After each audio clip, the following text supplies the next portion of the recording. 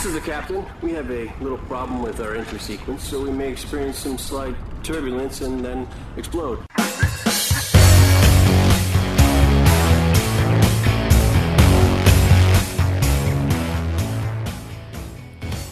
Hello and welcome to the Blackdog podcast, number 262. 262. A palindromic number.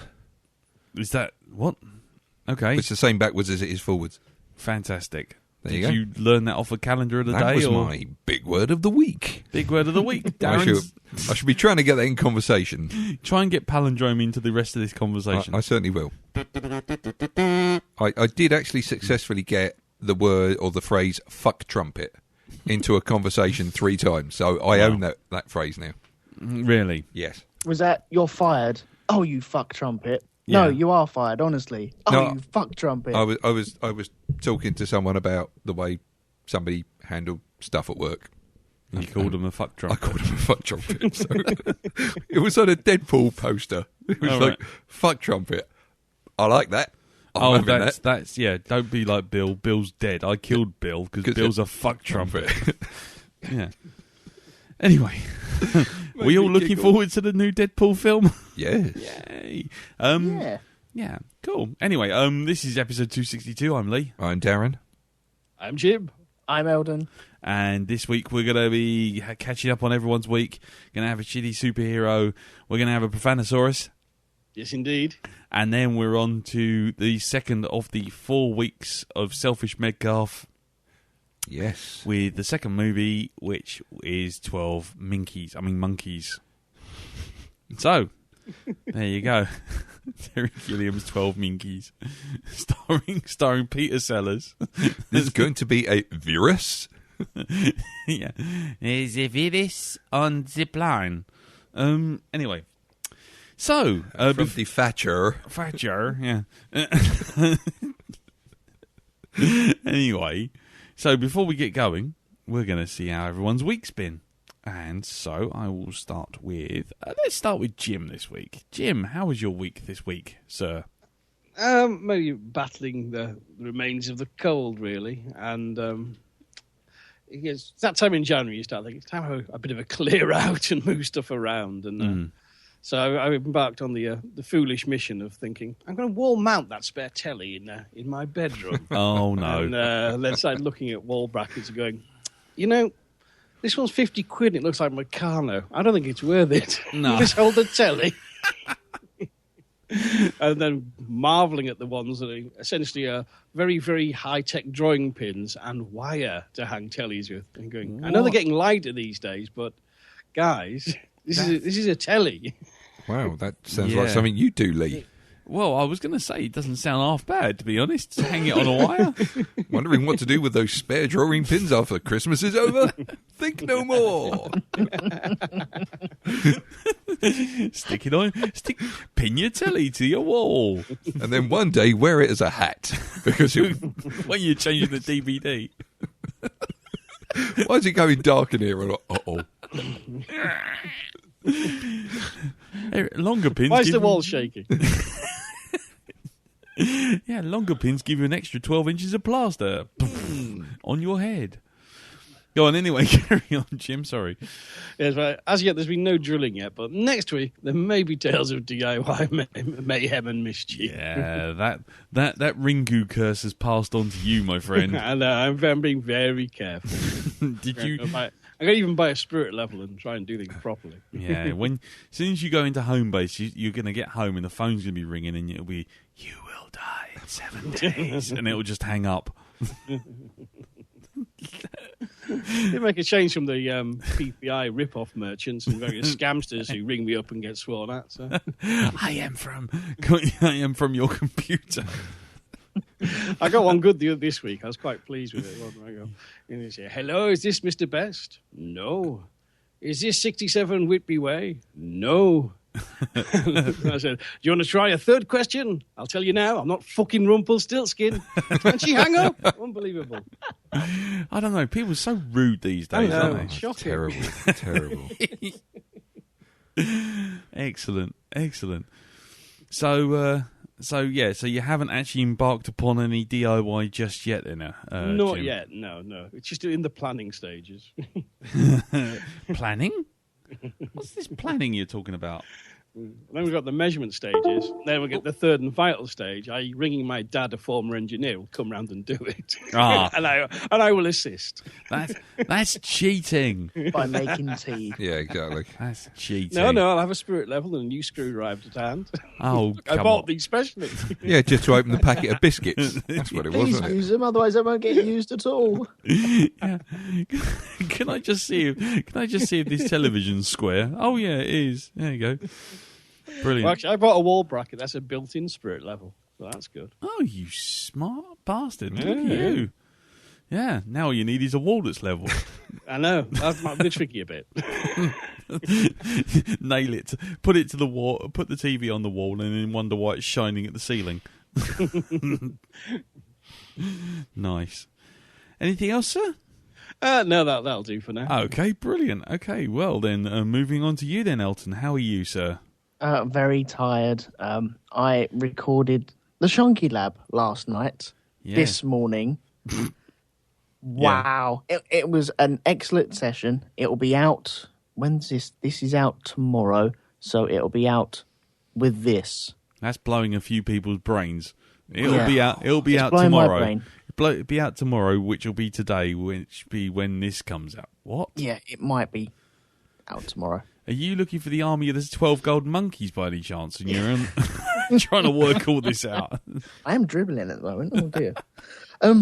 Yeah, it'll be out very, very soon. Anyway, I recorded it with Dean Martin from the Science Fiction Film Podcast, and it was about the upcoming movies of 2016, and we'd done about 2 hours worth. So Yeah?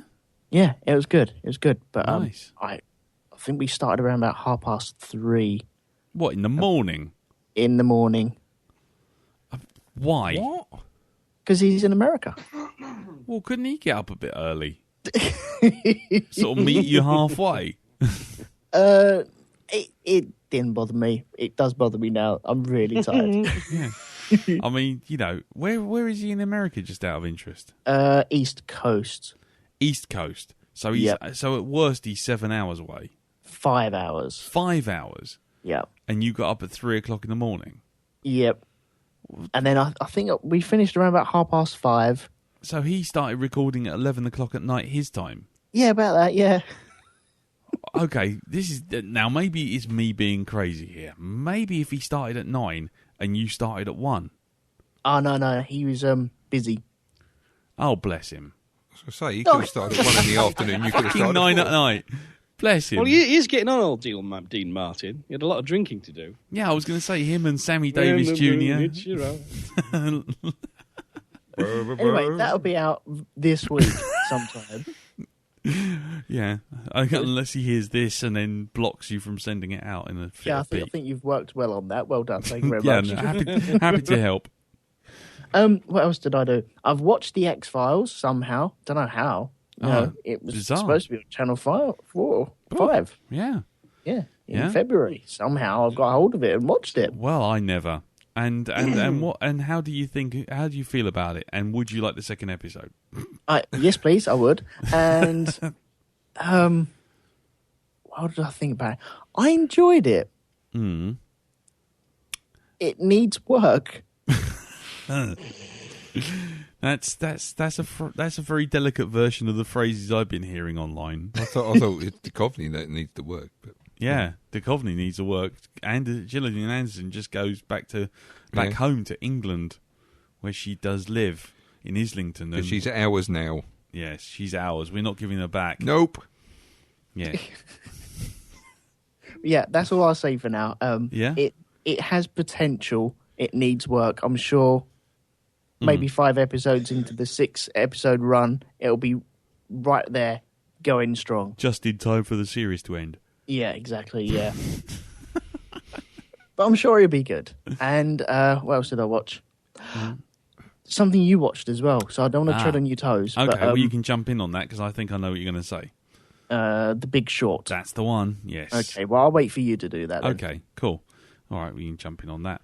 Well, in which case, then we shall move on. Dow, how was your week? Well, this week I've seen bits of me that I've never seen before in all my life. Got a new mirror? No, not exactly. Big mole mapping. I paid 2 trips to the hospital this week.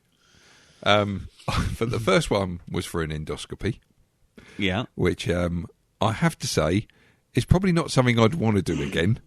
However, What does that involve? Okay, so what happens is you go into... I'm glad you asked, Elton. I'm glad you asked, Elton, actually. Because whatever. I didn't want to. No. And appear ignorant. You walk into sort of like this room in a hospital, and there's like a team of people waiting there. And what they do is they feed a camera down your throat into your stomach. Are you sure this was a hospital and not a back room in Soho? Well, if you saw the thing they put on my face, it was... Has anybody seen Tommy?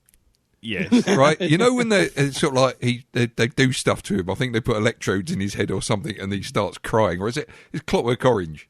Yeah. It felt a bit like that at one point. Did your breath smell of cheese and mushrooms by the end of it? No, it didn't, thankfully. Oh, well, then it's definitely a camera. But, yeah, exactly.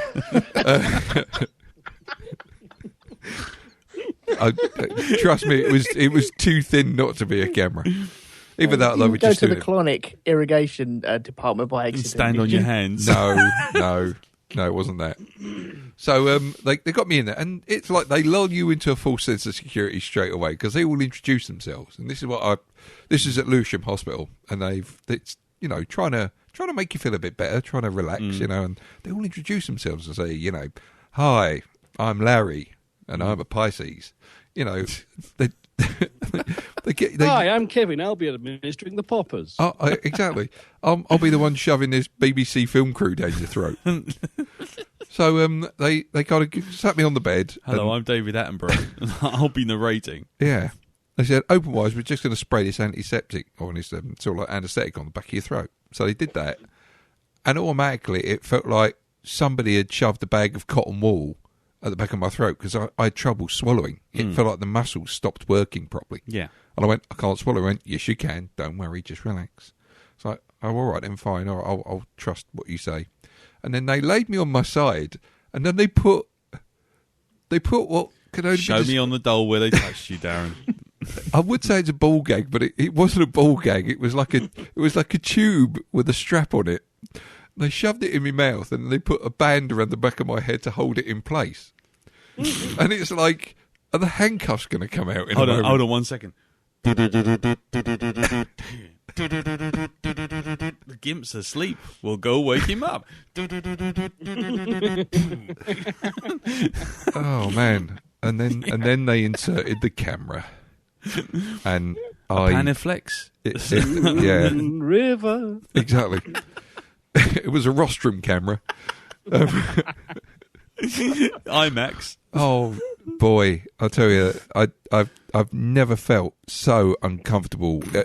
I could feel it going like down into my stomach just to have a look around. And I did possibly the worst thing I could do while it's in my throat. I started coughing, and it's like I'm either going to cough or I've got to breathe. My body's got to make up its mind what it wants to do. So I started choking. Oh. Yeah, not a very nice experience. No. Managed to try and stop myself from coughing. And, finally they took it out. I mean, it was only in there for like about a minute, but fucking hell, it felt like an hour. Yeah? Oh, man, it was terrible. I know what Kane felt like in Alien now, apart from the chest burstery bit. Yeah. What? 1 minute feels like an hour. Yeah. Indeed. It does right now. You're lacking sleep. So, Nobody's asked the important question. yeah. Why? Why? Well, I've got a few issues with my stomach at the moment. I'm having a few I'm getting discomfort when I eat certain things. So they went in to just check out and see if it was anything. Very bad wind. And very bad wind. I'm sitting 20 feet away from Shut up. No, there was wind at the time because they were pumping air into my stomach. So it was like a fucking whoopee cushion afterwards. All you could hear along Lewisham High Street was... It's like somebody let a balloon go and bounced all over the ceiling and shit. But then the second visit was Saturday morning. They use Right. the same camera and made you stand on your hands. No. This time I went for an ultrasound. All right. So I'm reading the leaflet and it says, like, before you go, you've got to drink 2 pints of water 2 hours before you turn up. And I'm Fuck thinking, that, I'd be pissing all the way. all there. right, no, I'm fine, right? So I drink the 2 pints of water. Fine, not a problem. Don't feel any effect yet.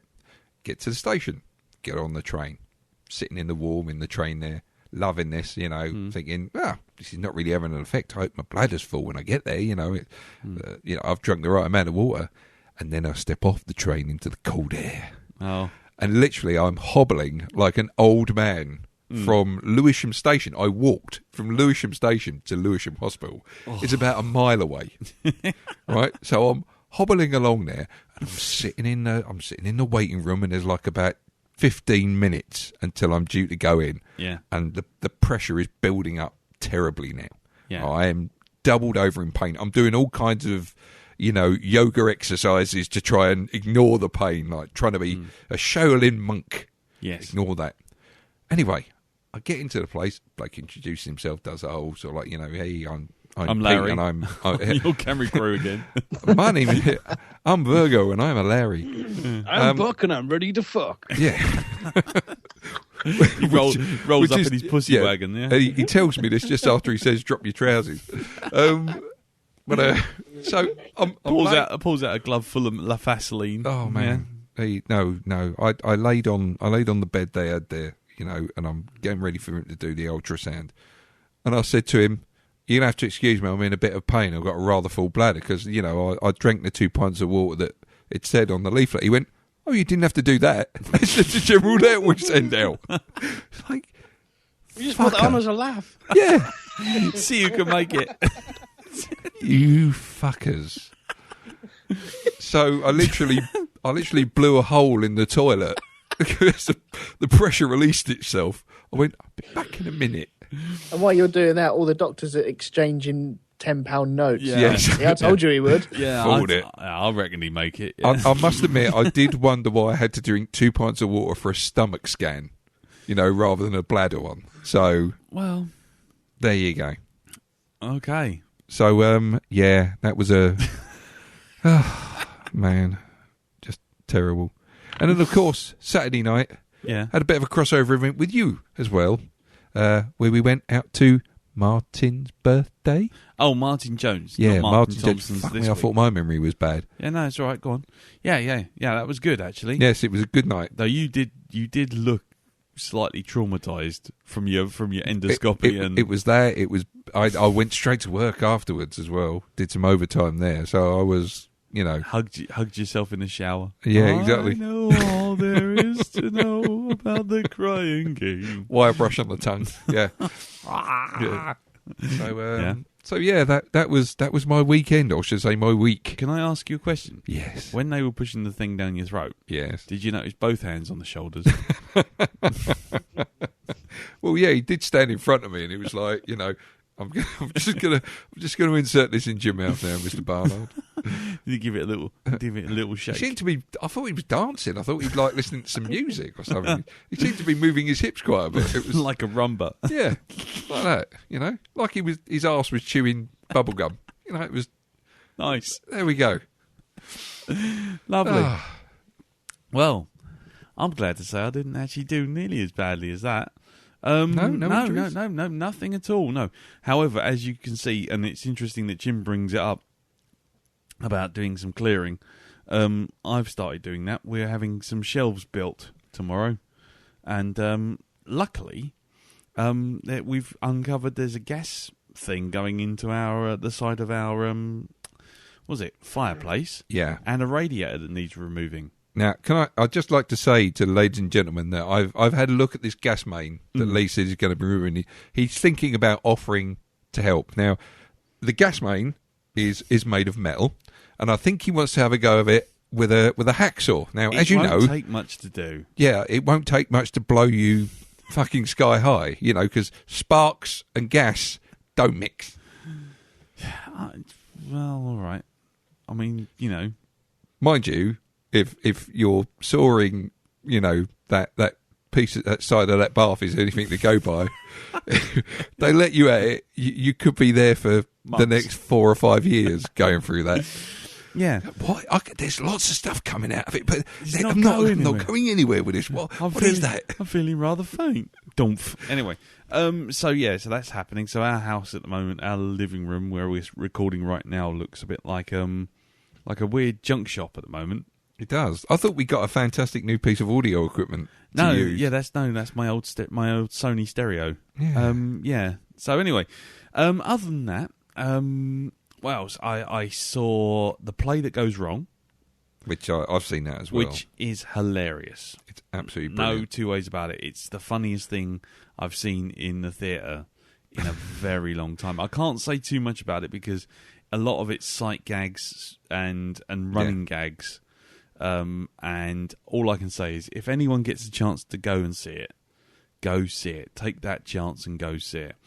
And it was really good because it really sort of made me nice and happy. I was very happy on that Thursday. Yeah.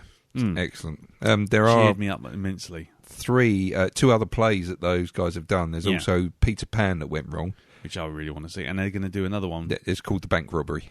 It's It's called The Bank Robbery. Well, he announced Or The it. Robbery. He announced it that the tickets were going on sale, and he said that it's called A Comedy About the Robbery That Went Wrong. Yeah, it's called The Robbery. No. He said that's what he's called it. That's what it's called. But the poster says The Robbery. Oh, right. So, yeah. I was looking at tickets for it. Because that was the gag. He comes out and says, we're doing a play. It's called The Comedy About the Robbery That Went Wrong. Because it's a comedy about a robbery. And it goes wrong. Yeah, exactly. But it's really funny play. Absolutely, totally recommended. If we have a shindig in September, and anyone's coming up to London and has a spare afternoon before the shindig, then I would recommend going to that. Yes, it's very good. Very good. What else? I've seen the Jack Black movie Goosebumps. Is it Jack Black's Goosebumps? I have not seen Jack Black's Goosebumps. I've seen Jack Black in the movie Goosebumps. Right. That's all I'm saying about that. It's a kid's film. And that's all you're saying? It's remarkably scary for a young kid's film, which is where it's kind of pitched at. You got giant mantises and zombies and all sorts of stuff. Is that the book film? Yes. Okay. Oh, yeah, especially on the long-running series of... Black's playing by R.L. Stein. Yeah, the guy who writes them. And it's like the books all contain these stories. The original drafts contain the stories, and they actually can hold the characters inside the stories. And you've got this one creepy-ass doll called Slappy, who kind of gets out of one of the books, and he basically unleashes all the other books, and they're out to kill basically R.L. Stein, and then kids get involved, and it turns a bit Jonathan Thrake's Thunderbirds. Oh dear. But yeah, if you've got any kids under the age of I'd say under the age of about 10, who want to see something close to being a scary movie, but not really. Mm-hmm. Everything's got that edge of comedy. Then it's not bad. But you do have some good makeup on the zombies, and good makeup on some of the creatures as well. Some of the CG monsters are a bit shonky, but. So that was okay. Kept me attention for half an hour or whatever long it was. I don't really take notice. Then I saw Big Short. Now, Big Short is one of those movies, and you can step in any time you like, Elton. Will do. Which I thought was really good. But by the end of it, what I wanted to do is I wanted to walk Frog March down to the nearest Santander, ask my bank manager to come out and punch him right in the mouth. I literally I don't think I've been quite so incensed about the subject. That's going to be great if I watch it. I work I'm IT in a bank. That's it. Yeah, well, Well, I tell you what, you can tell them to record this bit of the podcast and play it out over the tannoy. You're all cunts. Seriously, every single one. Yeah, I mean, apart from Steve Carell, who gets a tiny bit of conscience about halfway through, and then at the end of that, he just kind of even then he sort of drops back down to normal. But I thought it was like watching people suss out the system and slowly fuckers over.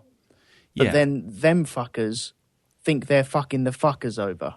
Yeah. which makes them all fuckers, and no one's got a redeeming fucking bone in their fucking body. No, exactly. And it's a dramatization of a book about the Wall Street crash that takes the banking crisis. Yeah. And like the whole mortgage defaults, the whole thing. And it starts off you thinking, well, I'm not going to necessarily keep up with this because I don't know all the terms, I don't know all this, that, the other. And they have this nice little device whereby characters are narrating what's going on. And then all of a sudden they'll just break away and break the fourth wall. So a good example is like, there's a deal going on. I won't spoil the whole rest of the film, but there's a deal going on. And there's one group of bankers going, are you sure about the figures you're telling us? You're telling these figures. And Ryan Gosling turns around and goes, I don't know the figures. See this guy? And there's this little Chinese guy. And he's sitting there and he goes, this guy is Jiang Wang or something like that. And he goes, he came top of his maths class and beat a world competition in maths at the age of fucking 8. He doesn't even speak fucking English. He's here as my numbers guy. Am I sure of the numbers? Look at him. I'm sure of the numbers. Then all of a sudden the Chinese guy turns to the camera and he goes, actually, my name is Jeff. I came second in that competition. And I just sit here and don't say anything because he thinks it looks really impressive when he pulls that number on everyone. And it's that kind of thing. Another bit later on, they go to explain how something works by having Selena Gomez. Who is it? Selena Gomez and a chef standing at a roulette table. One, yeah. Yeah, chef talking about his. He goes, oh, how would you do these mortgages? What are these mortgages like? He goes, let's go to 5-star Michelin chef Henri Ronan or whatever his name is. And he goes, right, well, if I've got this fish and this fish is okay, he goes, this fish is okay. I'm going to make lovely things out of this. But what if it's not okay? What if I've left it in the fridge or no one's eating it and I don't want to throw it all away? So what I'm going to do is I'm going to put it in a pot and make a completely new fish stew out of it. That's what this is like. And he's like, oh, okay. Or Margot Robbie in a bath. Which is fine. And, you know, it's just like, it explains it as well as it possibly could. And by the end of it, you just think, fuck everything.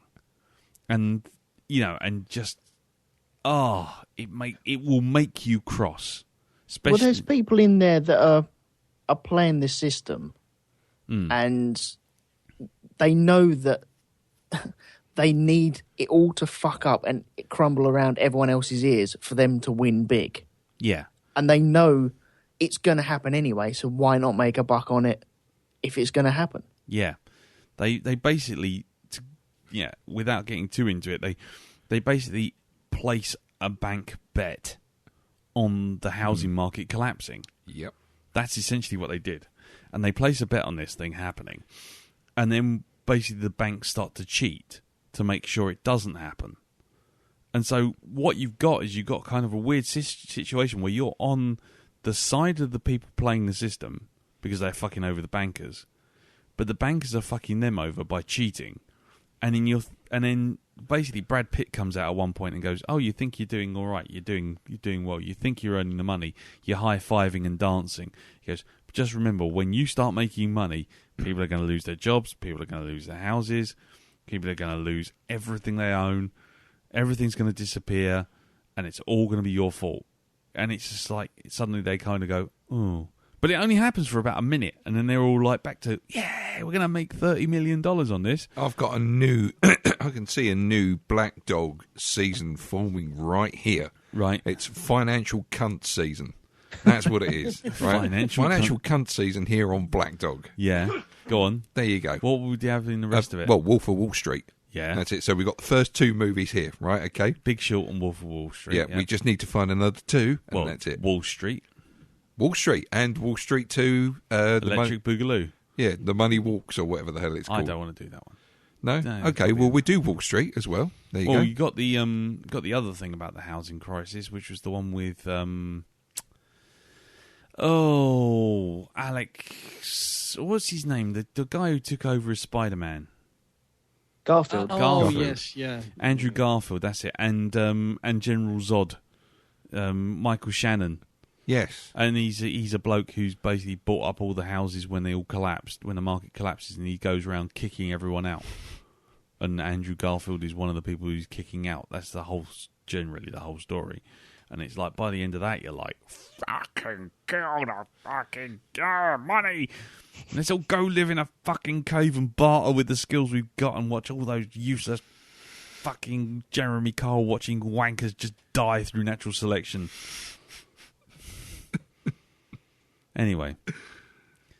Highly recommended. Yeah, it's highly recommended. Yeah, I would recommend it. Definitely watch Big Short, but yeah, don't go expecting to come out of that with sunshine lollipops and a skip in your step, because you won't. You'll come out like fucking hate everyone. I mean, there was, I can't remember the name of it. I did see a documentary on where it all started. I mean, the flashpoint for the whole thing just going to shit. Yeah. And I must admit, there was, where I work, apparently there's certain bonds that were being pushed around. CDOs. Yeah, they were created in a building across the way from where I work on something like the 4th floor, because I was talking to one of the guys, the traders there, and I told him about the film. He went, yeah, apparently they were made near sort of like somewhere in London, and he just pointed upwards there, and he went 3 floors above our head. And it wasn't the company I worked for, it was another company that was there at the time. Yeah. And that's... Well, Deutsche Bank feature in this. Oh, I'm sure they do. Yeah, but CDOs, that's the whole point. CDOs... Oh, God, I'm getting into it now. Basically... No, don't say any more. Don't say it, because you're liable to spoil it. Mortgages. It's all about mortgages. It's all about mortgages. You give mortgages to people who can pay it back, but then you give mortgages to people who can't pay it back because you know you're going to get the house back. But then what happens is you realise you've got so many of these ones that aren't worth anything because no one will pay anything back, and you've given out all the money. They roll it all together and sell all the mortgages to another bank. Oh, sorry. It's just by the end of it, you just want to kill everyone. Yep. Well, I don't want to live on this planet anymore. Actually, you know what? I mean, literally, I think if you watch this film and you get your righteous anger on, which you kind of do with bullies and show-offs and what have you, and there's a couple of real dickhead show-offs, and you get to see their comeuppance, which is really nice. That's but good. I suspect you might be on the news the next day, walking into the office and just going, firebomb! Smoke bomb. Yeah. Baby. Anyway. Right, well, there you go. I can't remember if I've seen anything else. I know I have, but I can't remember, so obviously it's not that good. So I shall leave it there. So, I got one other thing. Oh yeah. Have you seen this bit of paper before?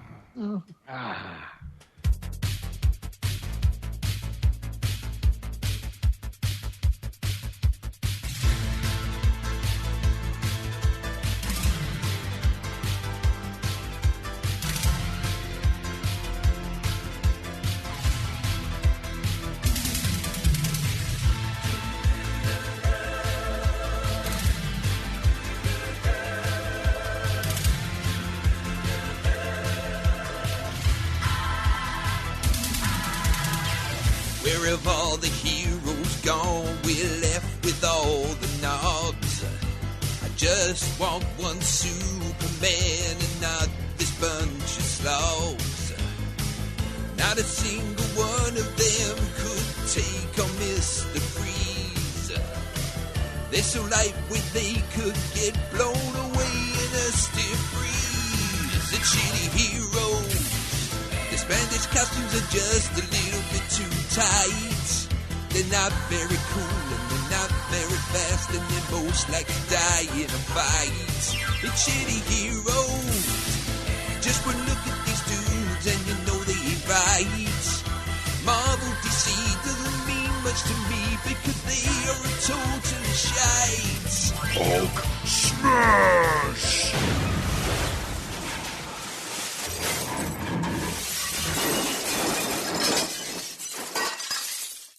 Puny lunch singer. Right, okay, so shitty superheroes this week. Okay, we have, from the Mark last supplied 10 Worst Avengers article, we have number 2. And number 2 is quite simply, I'm just going to say it because there's no other details, Star Fox. Star Fox is his name. Is this the one you pissed on? No, not that. That's Piss Fox. Oh. Not Star Fox. Unless it was looking up at the stars when I pissed on its head, in which case you might be right. Anyway, Star Fox crosses that line separating bad Avengers from problematic Avengers. Star Fox's superpowers is that, as a member of an alien race, he exudes ridiculous amounts of pheromones. Yes, his superpower is that you, dear reader, would find him very, very, very, very attractive. The problem is that this attractiveness is chemically induced, and can be induced at will by Star Fox. As in, he can induce it against your will. And now I'm sure you clearly understand why Star Fox creeps the hell out of everyone. What's worse is Star Fox clearly understands this influence, and in his entire Avengers tenure, I can only find one scene where he's talking to someone other than an attractive woman. One. Just one. Good work there, Captain Rehypnol. So there you go. Star Fox, he's got no powers apart from massive sexual attraction. So this is the first rapey superhero we've had.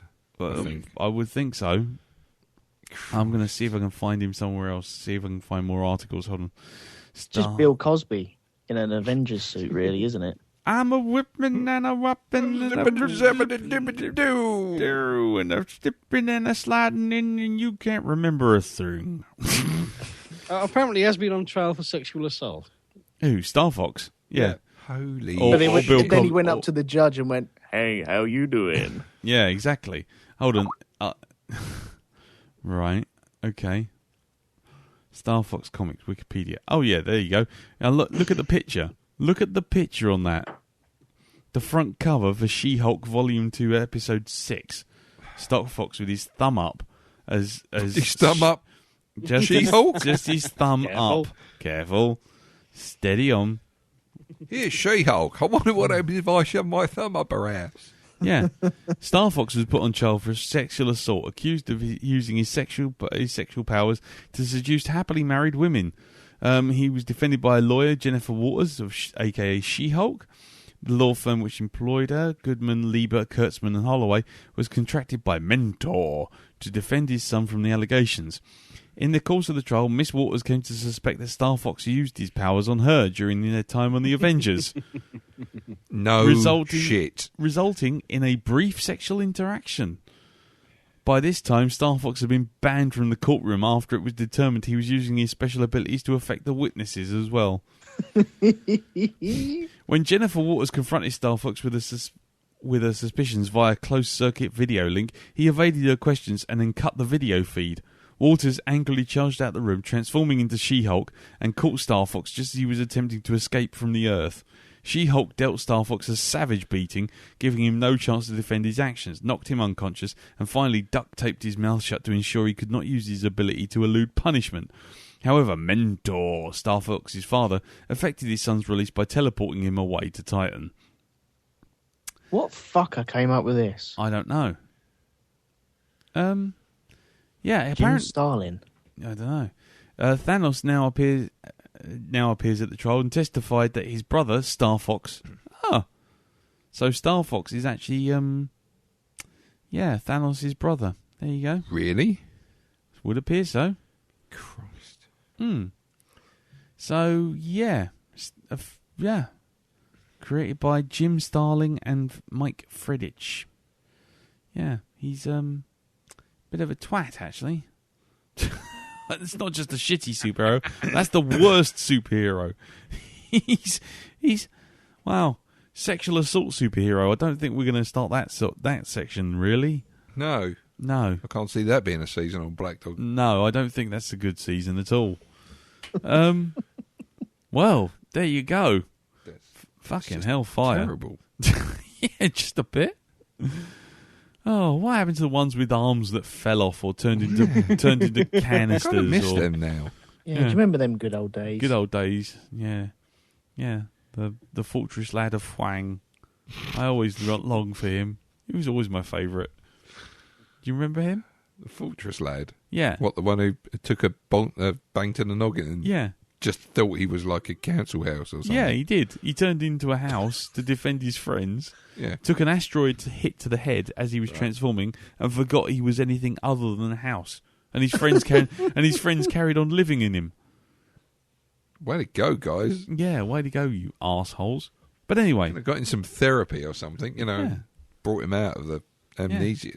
but apparently, no, he's a talking house now. Talking house. Fortress lad of Huang. Check that bastard out. Poor sod. Anyway, so there you go. That's the shitty superheroes for this week. If you want to send any in, do send them into blackdog@geekplanetonline.com. And yes, we shall move on swiftly to Mr. Moon's Profanosaurus.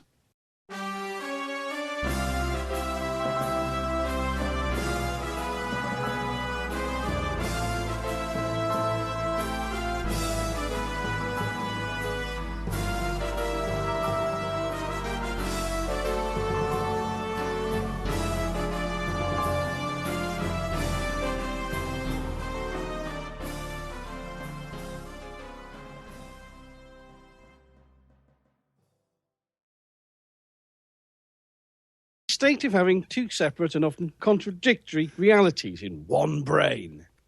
For example, knowing that the next Transformers movie will be like watching a moron inflate a pile of camel turds with a foot pump, and wishing that Michael Bay would just fucking stop making the damn thing. But then, strangely, going to see the first thing on opening night anyway.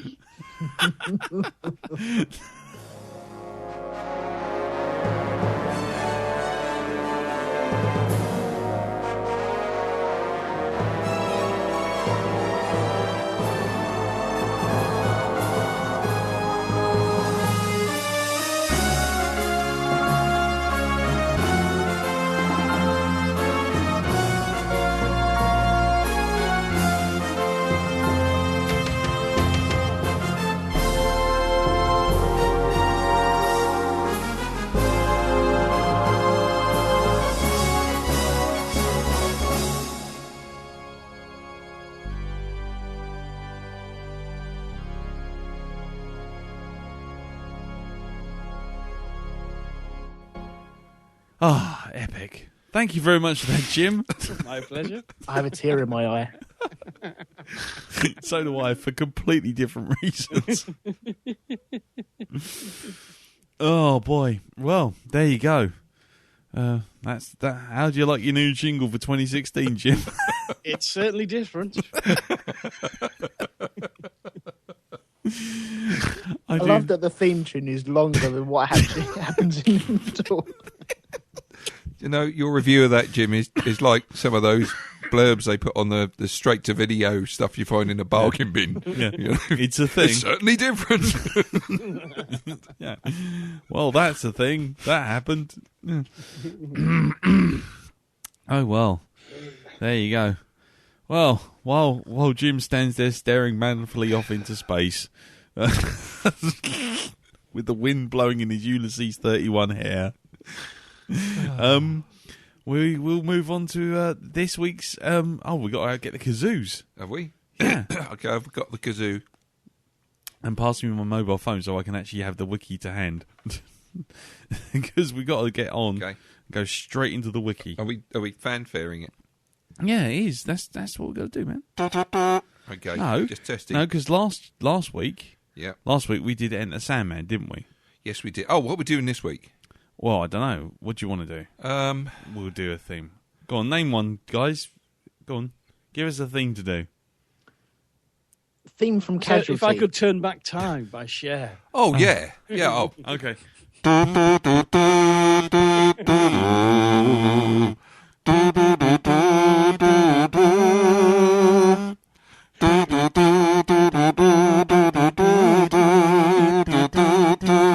Key change. which? Oh, you're going right.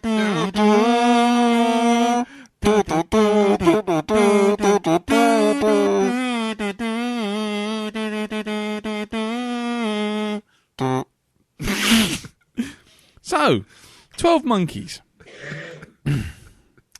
It's a...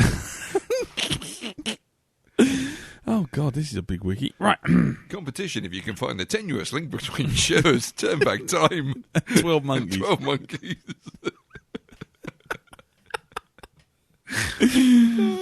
Oh, well. Directed by Terry Gilliam. No, not Cher. 12 Monkeys. With a screenplay by David Peoples and Janet Peoples. Based on Le Jeté by Chris Marker. Starring Bruce Willis. Bruce Willis. Bruce Willis, Madeline Stowe. Oh, no.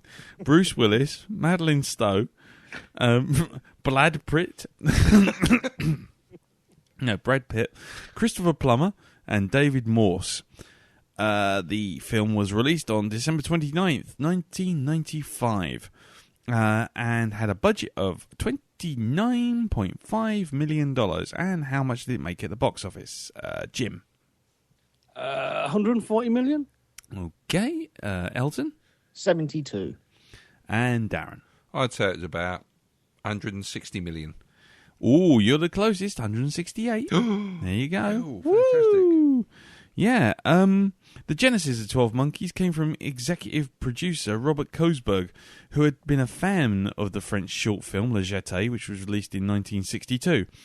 Kosberg persuaded film's director Chris Marker to let him pitch the project to Universal Pictures, seeing it as a perfect basis for a full-length science fiction film. Universal reluctantly agreed to the purchase and the remake rights and hired David and Janet Peoples to write the screenplay. Producer Charles Roven chose Terry Gilliam to direct because he believed the filmmaker's style was perfect for 12 Monkeys' non-linear storyline and time travel subplot. Gilliam had just abandoned a film adaptation of Tale of Two Cities when he had signed on to direct 12 Monkeys.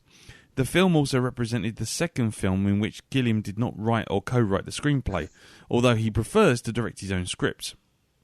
He was captivated by People's intriguing and intelligent script, and the story was disconcerting. It deals with time, madness, and perception of what is the world and what isn't.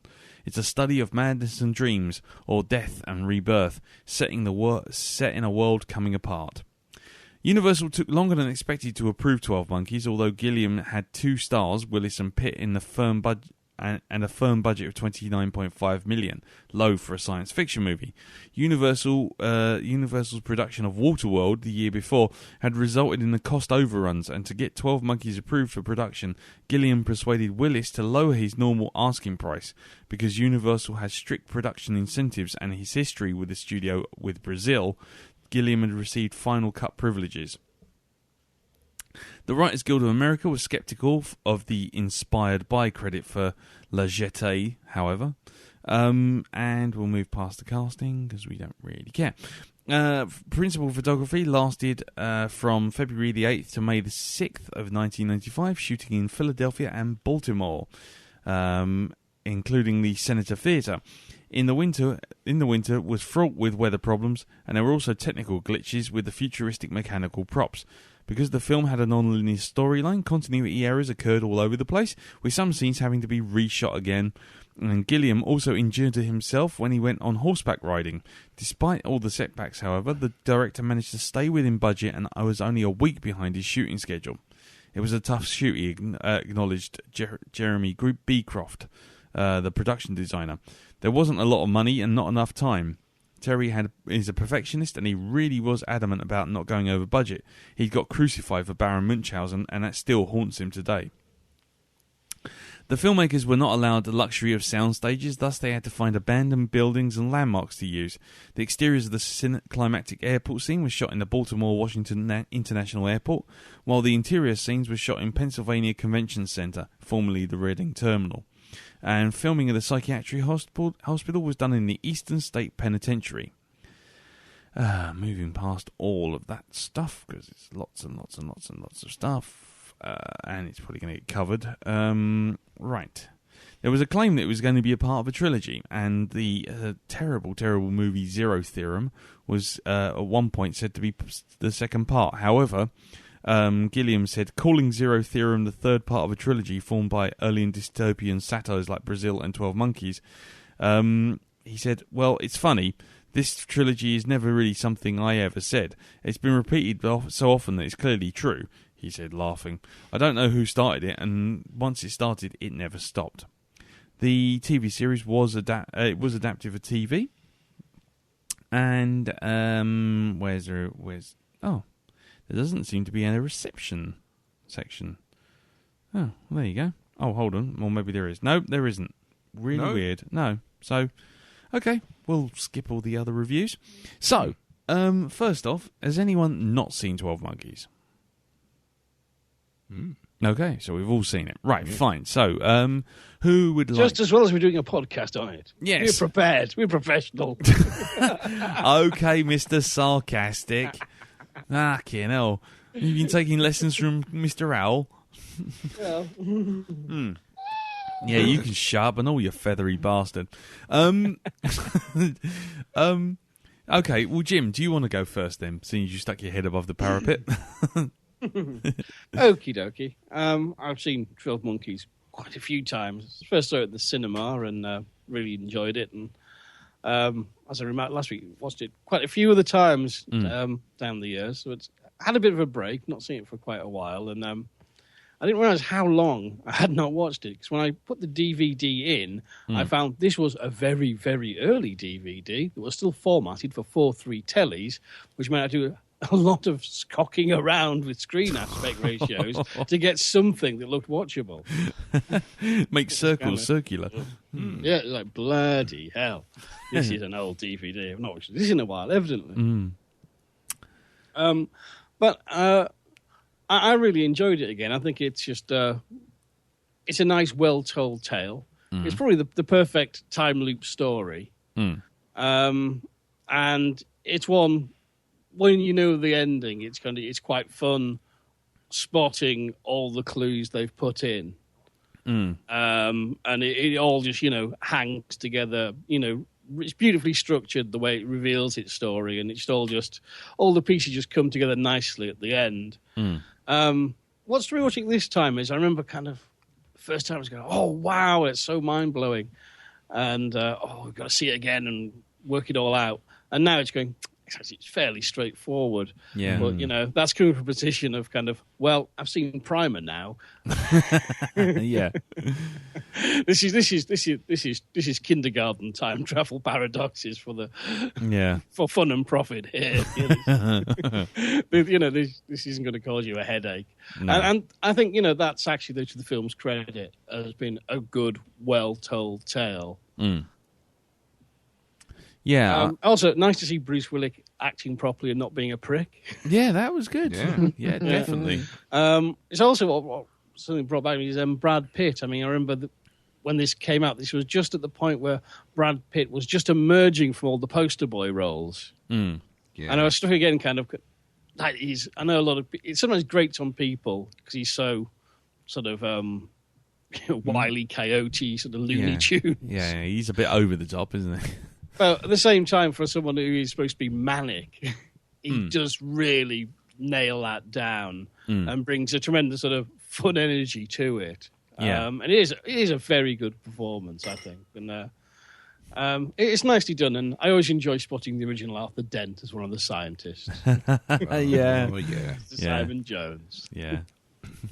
Yeah, just relax, Cole. You're a very good spotter. Very good observer. Cool. So how was it for this watch then? Do you still digging it, or is it, or anything? I still really enjoyed it. I mean, as I say, kind of in a post-Primer world, it's not got that kind of that sort of the complexity that I felt it had when I first saw it. But I don't think that's particularly a problem, because it's a film that rests on more than the twist. Yes. There is a good twist ending, so not quite a twist ending, but there's a good big reveal ending where everything drops into place. Yeah. And the fact they actually can still put you off the scent on a few things along the way, is pretty good, I think. And it's fun the way it unfolds. And I think it has a nice emotional weight, Yeah.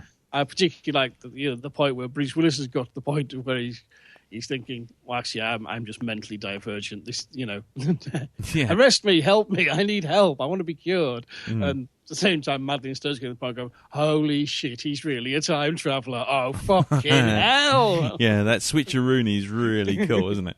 Yeah, that is such fun. But it's part of just the beautiful pace and so the pitch perfect telling of the tale that this movie does. Excellent. Well, what about you, Elton? Well, I can only echo what Mr. Moon has said. I think this is an excellent film.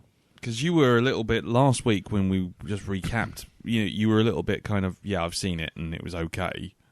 Yeah, this is my only second viewing of it. Right. The first time I did come away thinking, it's a film.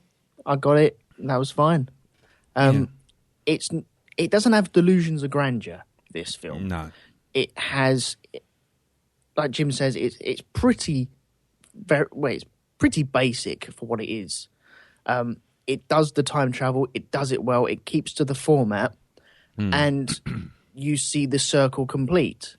Yeah, and there's no diversion from that circle. You know that will continue to happen, and it just slots so neatly into its place. Yeah, I think that's helped along with the actors as well. Bruce Willis doesn't play the normal Bruce Willis roles where he's a little bit wily and a bit over the top. He does this really, really well. From the dribbling mess that we see at the very beginning to, like Jim said, the guy putting his hands up wanting to be cured. Yeah. It's a really good arc for him to come from his snot bubble mess to the bit where he's trying to finish the job that he has seen start, which I don't think he actually realizes where he is or if that is actually him, though, does he? Yeah, that's kind of one of those moments. That's one of the things I was going to talk about myself, whether or not he actually knows what he's getting into when he actually does get sort of shot. I don't think he realizes at all because it's from a totally different perspective. From the young child eyes, he sees a man with long hair getting gunned down. Yeah, that's true. I mean, I'll get to my bit in a minute, but I was just, the whole thing of Madeline Stowe being blonde, and then he actually brings up the fact that he knows he's seen her before like that. Yeah. But it's nice because then the circle can continue because you know that it isn't quite complete. There's that missing little piece with the top and tail which doesn't connect, so the story can continue round. Yeah. Perfectly. If he knew at some point, then that would change that story, and then the circle would be complete and it'd go off in a different tangent. And so you need that we'll be back little to the future space. Again. Yeah, you need that little breathing room to provide you with the story to go round in the circle again. Cool. I think it's really well structured. Yeah. Brad Pitt, I think when I first saw him, I thought he was a bit too over the top. This time round, he's got all them Pitt mannerisms where he Little talks ticks. like this. Yeah. And he does it in every film, but I love it. I think it's brilliant. But he didn't do it in The Big Short. Did you not think it was a bit of a shock? Because he's in The Big Short, and then I went from The Big Short straight into 12 Monkeys, and it's like, fucking hellfire, I'm doing some time travel on my own. See, I'd done Fury maybe a week or so before I'd seen The Big Short. And in the Big Short, he's nice and calm and methodical, and it's a breath of fresh air to see him like that. He's not standing out from the crowd. He just wants to blend in and that. Yeah. And it's really well done. And he's from where he is in this 12 Monkeys movie, he's so much improved. Yeah. Really has. But he has got them mannerisms that you can see straight away. Yeah. The best line in the movie, colonics for everyone. I thought that was fucking amazing. Colonics for everyone.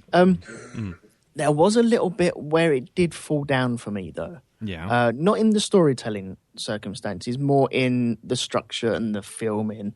And that's when he's jumped in the back of the car of I can't remember the lady's name, and they're driving along. He's kind of kidnapped her to drive him around, and then he stops under a bridge and he says that the spray paint should be under these posters, and he gets out of the car and starts ripping all the posters down and goes, look, here they are, I told you, 12 monkeys. And that scene is almost like a trigger point in an RPG moment. Yeah. Where you could almost get out the car, look at Bruce Willis doing that, go around the corner, pick up your ammo, pick up something else, come back, and he'd still be going, look, 12 monkeys. And it was just a bit, that doesn't quite work. Yeah. Also, when they get attacked after that, there's a kind of a Bear Grylls jump over the camera moment where he takes one of the guys out. Yeah. That's a bit weak. That's a bit Apart more. from that, Yeah. I thought Brad Pitt was brilliant all the way through it. I thought Bruce Willis was brilliant all the way through it. I thought Pitt's other guys in the 12 Monkeys were brilliant as well. I enjoyed the twist of the 12 Monkeys and the Zoo release. Yeah. I'd totally forgotten all about that. And so that was quite nice to actually realise, oh, hang on, it's not him. Yeah. Yeah, that rug pull is really well done. Yeah. Yeah. I thought that was really good. I will be watching this again, but it doesn't require the thought of a normal time travel movie. So I think repeated viewing would water it down. Yeah. Yeah. Interesting. Cool. Yeah, but I'm very happy with it. Excellent film. Excellent. Brilliant. Okie dokie. Well, over to you, Mr. Barnard. Yes. 12 Monkeys, a film that I do love so very dearly. Just because, for one thing, let's start off with the imagery. It provides us with, it's a very clunky future. I mean, you can tell from that, it's like, society is fucked. Yeah. Right? It's a typical Terry Gilliam film, isn't it? It is. And I love the imagery he brings to sort of like, films like this. And I think, it's a great setting for him to just go crazy with. Yeah. The whole sort of like clunky technology for chucking people into the future, and they literally do get flung into the future. Yeah, and or the past. Or the past. Yeah. Sorry, into the past. My apologies, I should say. I like the fact that there's actually,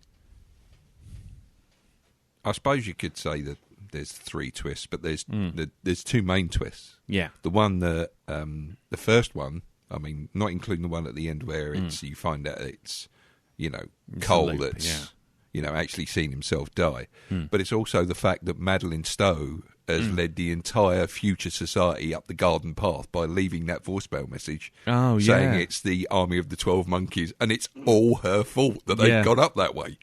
She jokingly leaves this message, and it's like they've taken it seriously. Yeah. But then later on, they, of course, decipher the rest of it. Yes. And that's when he gets the gun, because the guy from the future comes back and says, now you've got to, be a hero, take him out, save the future. And that's another thing I love about this film. It's that the future that's it, it's set. Yes. It obeys my rules of time travel, my logic of time travel anyway. Yeah. That's it. It's not changing it, it's already happened. Yeah. That's it. Unless you go into a parallel dimension, then no. Yeah. Because it even has a whole thing. It even has a whole thing where they say even if you find the person who's doing the virus, you can't do anything about it. You've got to actually tell us where he is, tell us who he is, come back, and we'll send a scientist who will get the virus at the source so we can analyse it and carry on from where we are. We can't save humanity. This is it. They acknowledge that. Yeah. That's great. It's not like Terminator. We're going to send the thing back to change our future so Skynet rules unopposed and which shit. immediately turns everything round. Exactly. Fucks everything up. It's not that they realise this, and it's like, even Cole says, I'm not here to change the past. I'm here to save the future. Yeah. Observe and change the future. so that we can actually have you know, we can actually survive and go back out into the service. And what have you. So, yeah, I just love the whole thing. And Brad Pitt, fantastic in this role, and I love that little prosthetic or the thing to put over his eye. Yeah, it was all one. It was one eye.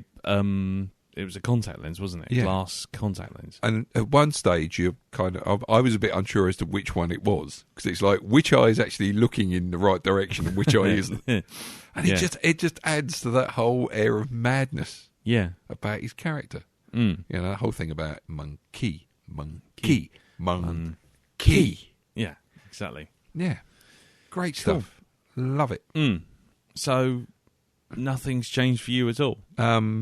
No, nothing's changed for me at all with this one. I did watch Le Jeté beforehand. Yes. And you can see all the main points of the film in Le Jeté. Yeah. There is a difference with Le on, Jeté that I'm just in case anybody hasn't watched it, they're going to. I won't spoil it for you, but it's how Cole gets back the last time to the past.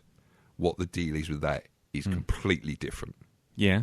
Yeah, it's not the same as you see in that film. There is another, because the film does go on a slightly different path, or should I say, Le Jeté does. Yeah, and it's not included in the 12 Monkeys. Yeah, but again, it's it's the same ending. Yeah, if done slightly differently. Yeah, but yeah, at least to the same point anyway. Cool.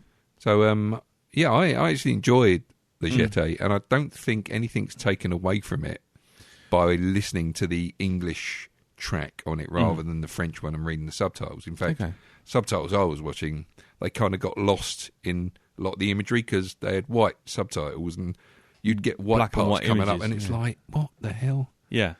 So, listening to it, the actual English track, if you get the actual DVD, and it gives you a choice between the French and the English, I would say the English track is English dub. The English dub, it does come out with almost exactly the same script.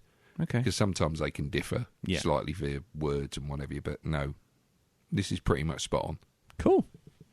Excellent. So thumbs up from you then. Yeah, definitely. Okay.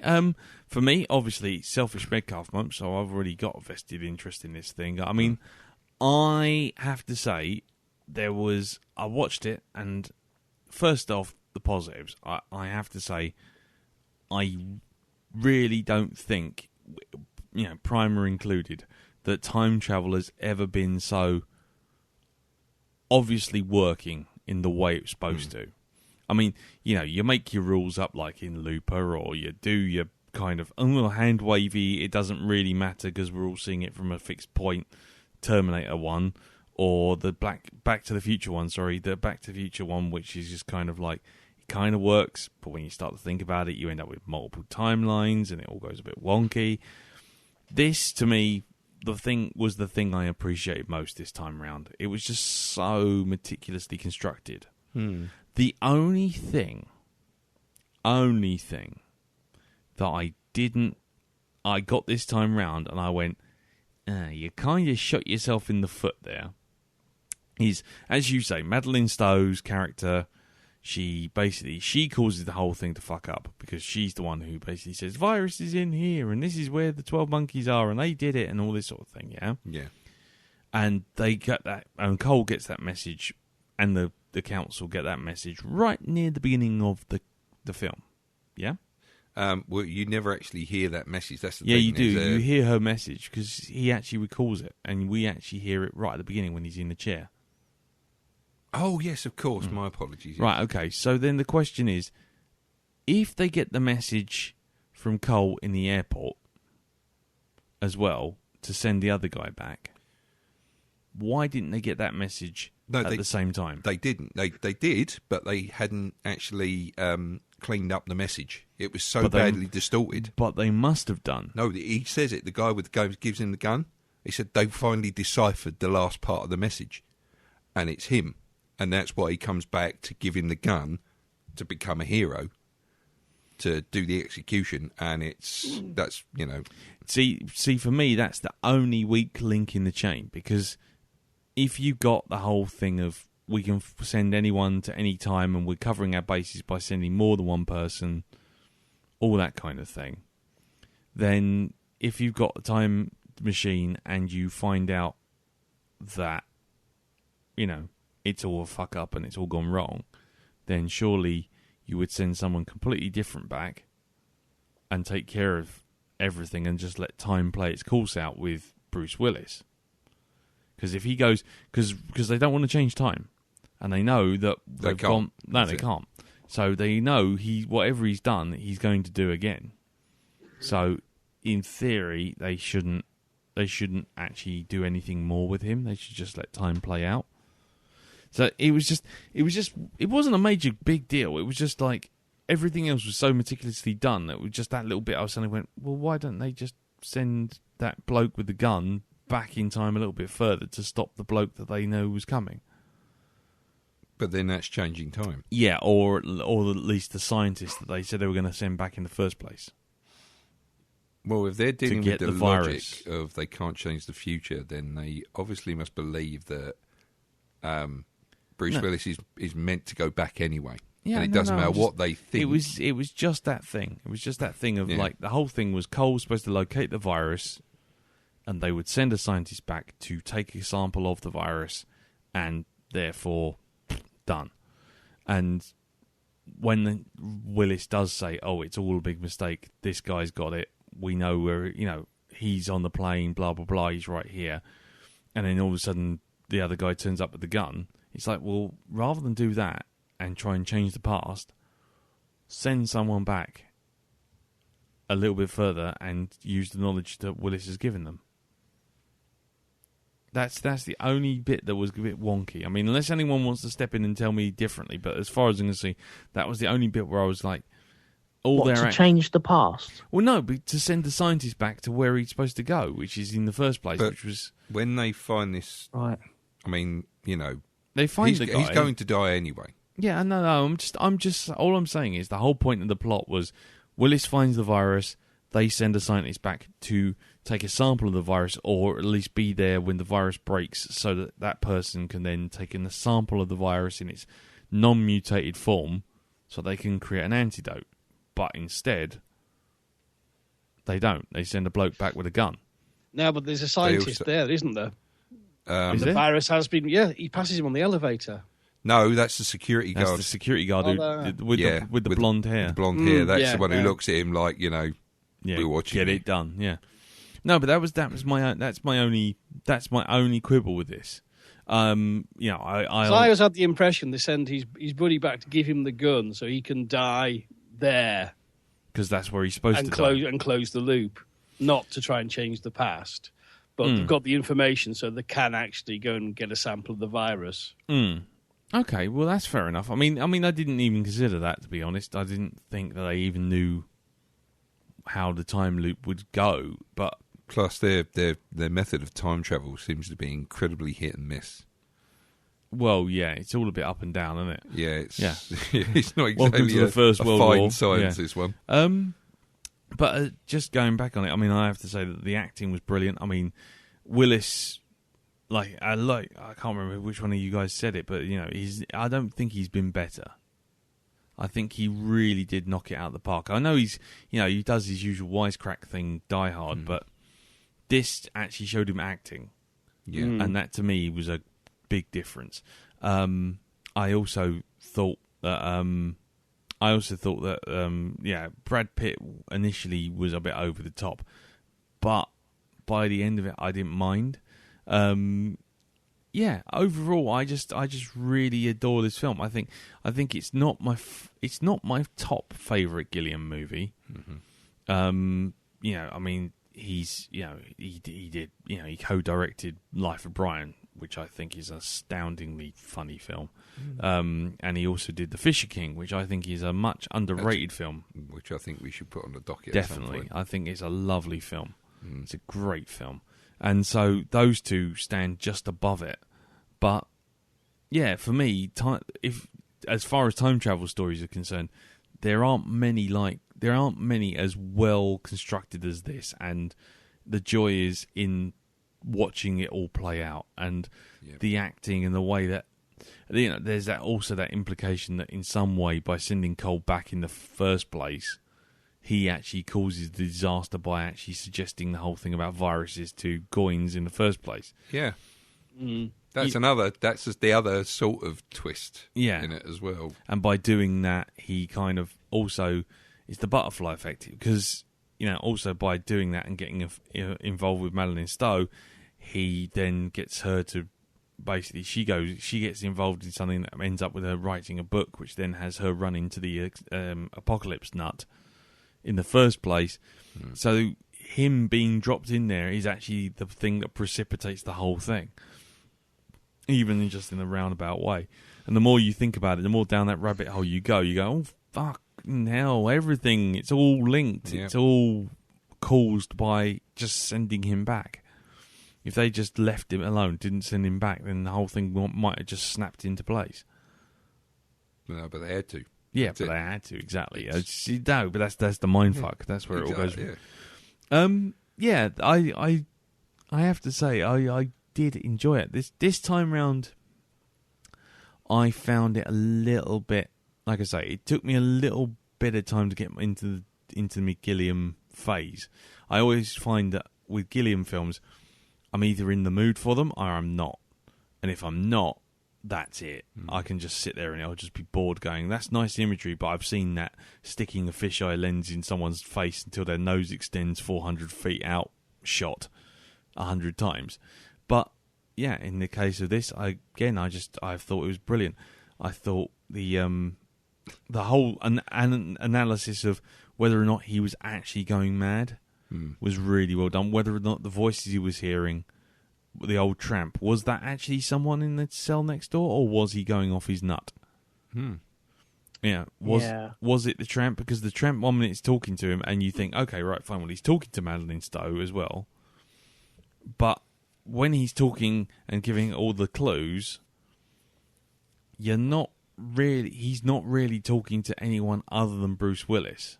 So are we getting Willis's perspective on the whole thing? Well, the tramp does warn him about the teeth as well. Yeah, but that's what I'm saying. But then, is that really a time traveller, or is it just Willis misinterpreting everything? I don't know, because he does harass when he harasses Madeline Stowe. Yeah, but then when Willis gets hold of him, that's when he starts talking in, "Oh, you're one of us. Do this, do that, take your teeth out," thing. And there was just enough doubt in there that you kind of can't be sure whether or not he's going absolutely fucking nuts and you're following along with him. There was that scene where he was in between walls, where he'd just broken out of a cell. Yes. Is that right? And he could hear something, but he couldn't locate where it was coming from. Yeah, that's right. And so you're led to believe it could be in his mind, or it could be someone watching over him. But now that tramp was watching over him. Yeah. Yeah, I don't know. It's kind of a weird ambiguity. And I mean, you think, oh, well, of course it's explicit. You see the tramp talking to him, and then you see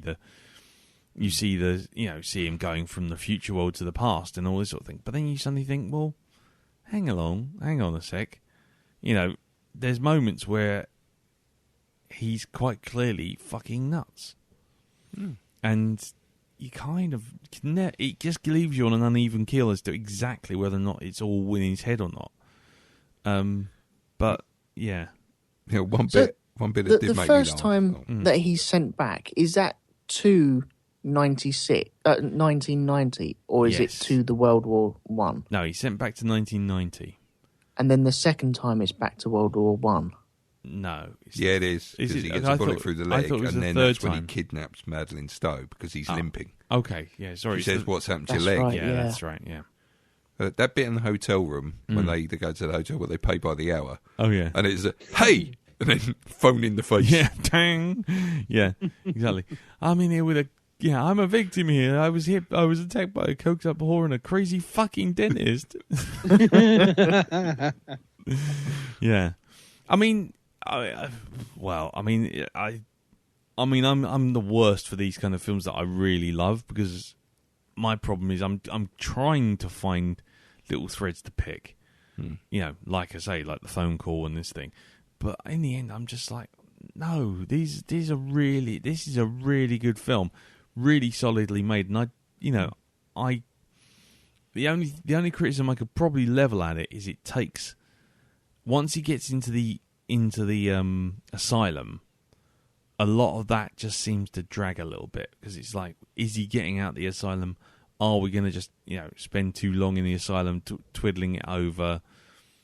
It's only the film only really kicks into gear once he's out of that asylum. But it's necessary. It's necessary for him to be in there to meet Goins and, I must admit, I didn't really enjoy the first 10 minutes. Yeah.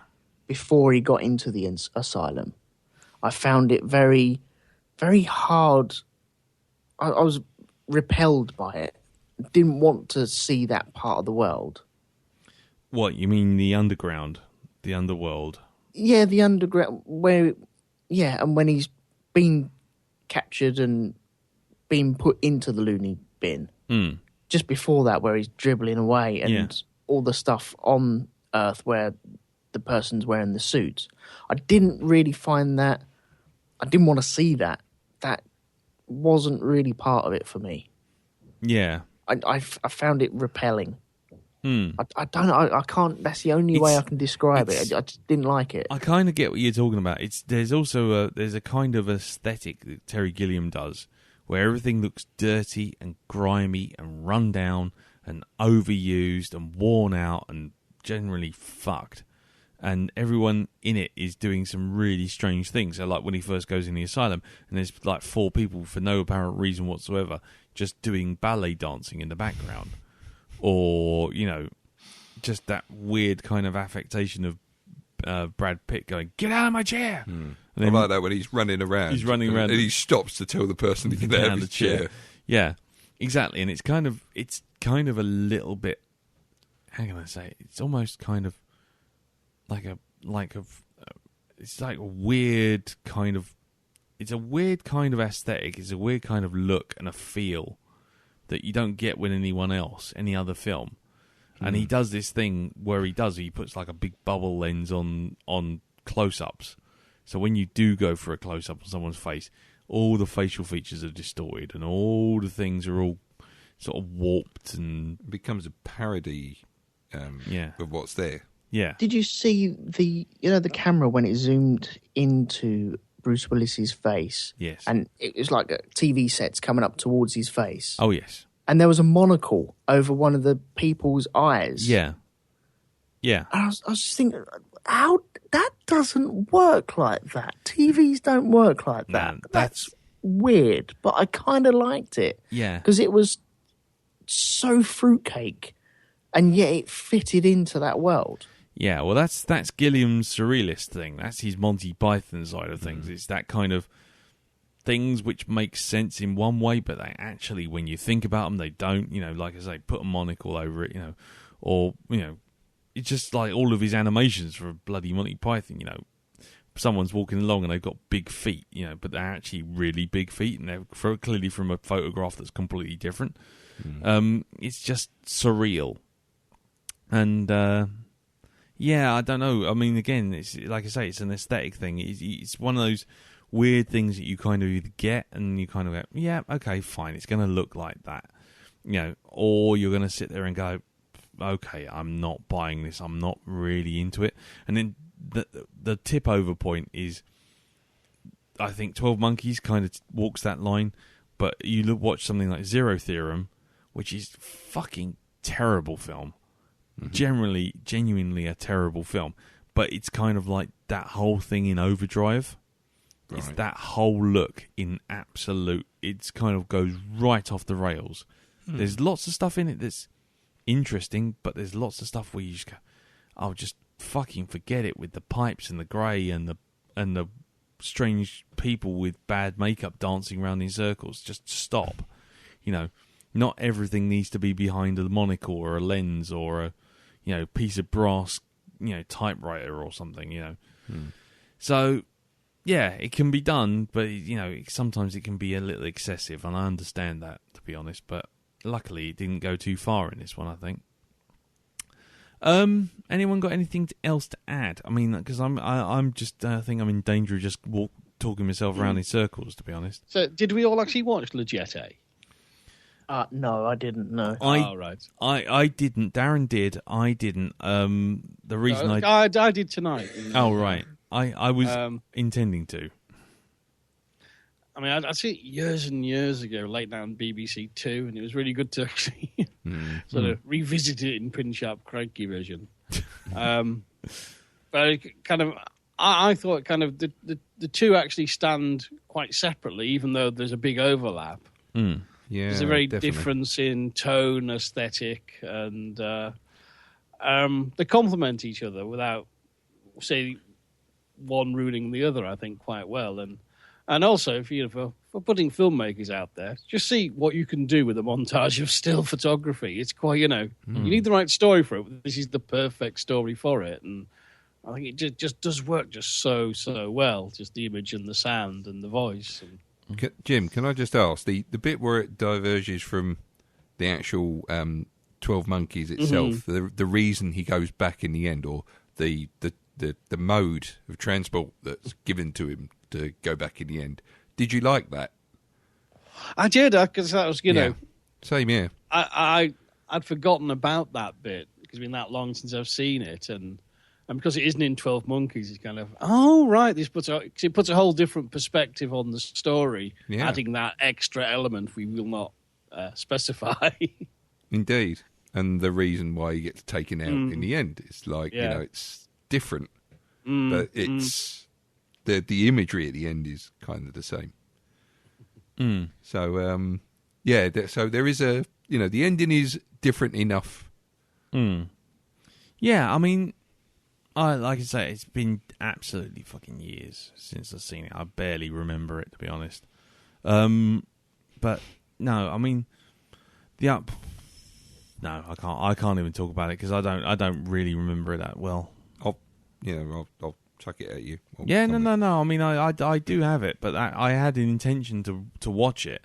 My problem was that, as I said earlier, I watched Big Short and then I went straight onto this, and it was just like I was like fucking 1 o'clock in the morning going, and it's like, I would say don't watch this at 1 o'clock in the morning. No, the imagery in it is a lot more stark than 12 Monkeys itself. This is really kind of up shit creek without a paddle. It's very. There's no fancy, there's no fancy costume. They're all dressed in normal clothing, and the people who perform the experiments to try and do the time travel in Leggete are a lot more sinister. Especially the guy that's in charge. Yeah. Oh yes. Yeah, the one, the sort of like the chief scientist, is very, very. It's a very sinister character. Yeah. Even though he looks like a normal person, it's just the way. The imagery of him. It's like just a bloke in a white jumper, but it's it's all photographed in stark black and white anyway, isn't it? There's only one piece of video footage in it, one actual one set of moving imagery in this, and it's just somebody laying in bed blinking, and that's the only moving image in the entire film. So but as Jim said, amateur filmmakers, this is what you can do. Yeah. If you just get a little bit creative with the medium, you can produce something like this. It's only 26 minutes, 27 minutes long, this thing. Yeah. But it tells the story. It's it gets it across, and it conveys that post-apocalyptic world very well. So is this part of Darren's shit apocalypse month as well? I wouldn't say this is a shit apocalypse. This is not what I would class shit apocalypse. Okay. My shit apocalypse is things like A Boy and His Dog. Damnation Alley. Yeah. So both of which are on YouTube. Oh, so I think Boy and His Dog is, or it's on Amazon. One of the two. I'm sorry, I've broken YouTube. I've hit it with a hammer. Can I just say, by the way, I like the parting shot in 12 Monkeys, and with the bloke with the diseases and one of the chief scientists sitting in next to each other on the plane says, "So what do you do for a living?" She goes, "Oh, I'm in insurance." Yeah, and then it's like. Clang. Yeah, whoops. Mm. Brilliant. Yeah, anyway, so, unfortunately I can't really talk about La Jetée. I had all the intentions to watch it, and just time got away with me. But, okay, well, I mean, the only other thing I was going to bring up was what was the obsession with Hitchcock? Because a lot of the times they kind of refer to it. I mean, they refer to Vertigo and you see it in the cinema, and then like straight after that, you got Madeleine Stowe in a blonde wig doing a sort of, Kim Newman. Is it Kim Newman? I can't know. Kim Novak. Kim Novak. Fucking idiot, Kim Newman. Kim Novak, in Vertigo, and sort of like next thing, Madeleine Stowe's dressed up and pretty much done in the same way. It's been so long since I've seen Vertigo. I mean, is there any parallels, or is it just? I can't remember. Because I think there is some very parallels, but also the Hitchcock thing is in La Jetée as well. Yeah. And it's a call back to that, as well as a call to other things as well. Right. Okay. Because all the TVs were showing a time travel thing, from the Woody Woodpecker on the asylum, sort of getting inflated and deflated and getting bamboozled by time. Right through to Kim Novak not knowing who she was. I mean, all the subtext was kind of being portrayed through the TVs, actually, and the boy down the well. Well, yeah. I mean, that was a long game gag, wasn't it? Just to kind of prove the point. It's like, yeah, he's going to turn out to be in the barn. It's like, okay, fine. Then, still, nearly 3/4 of an hour later, and there's still policemen going past going, yeah, they're sending a monkey down with a hat on and a sandwich in a bag. Sandwich in a bag. I'm betting that monkey the sandwich itself. Yeah, exactly. So, yeah, it was... Yeah, that was a bit odd. But anyway, if we've got no other comments, I think we'll move on to feedback. Is that all right? Groovy. Excellent. Now put your hands up, here online, doing real fine. We're doing our podcast thing. It's called Blackdog, it's not like a joke. Is anyone there listening? What do you think of our show? Let us know by MP3 or email. Just get it to us, it ain't no fuss. We'll even read your Twitter rings. Cause if you like us or you hate us, send some feedback in. Got a geek and punch and put some feedback in. If you think my voice is sexy, put some feedback in. Man, we really like it if you put some feedback in.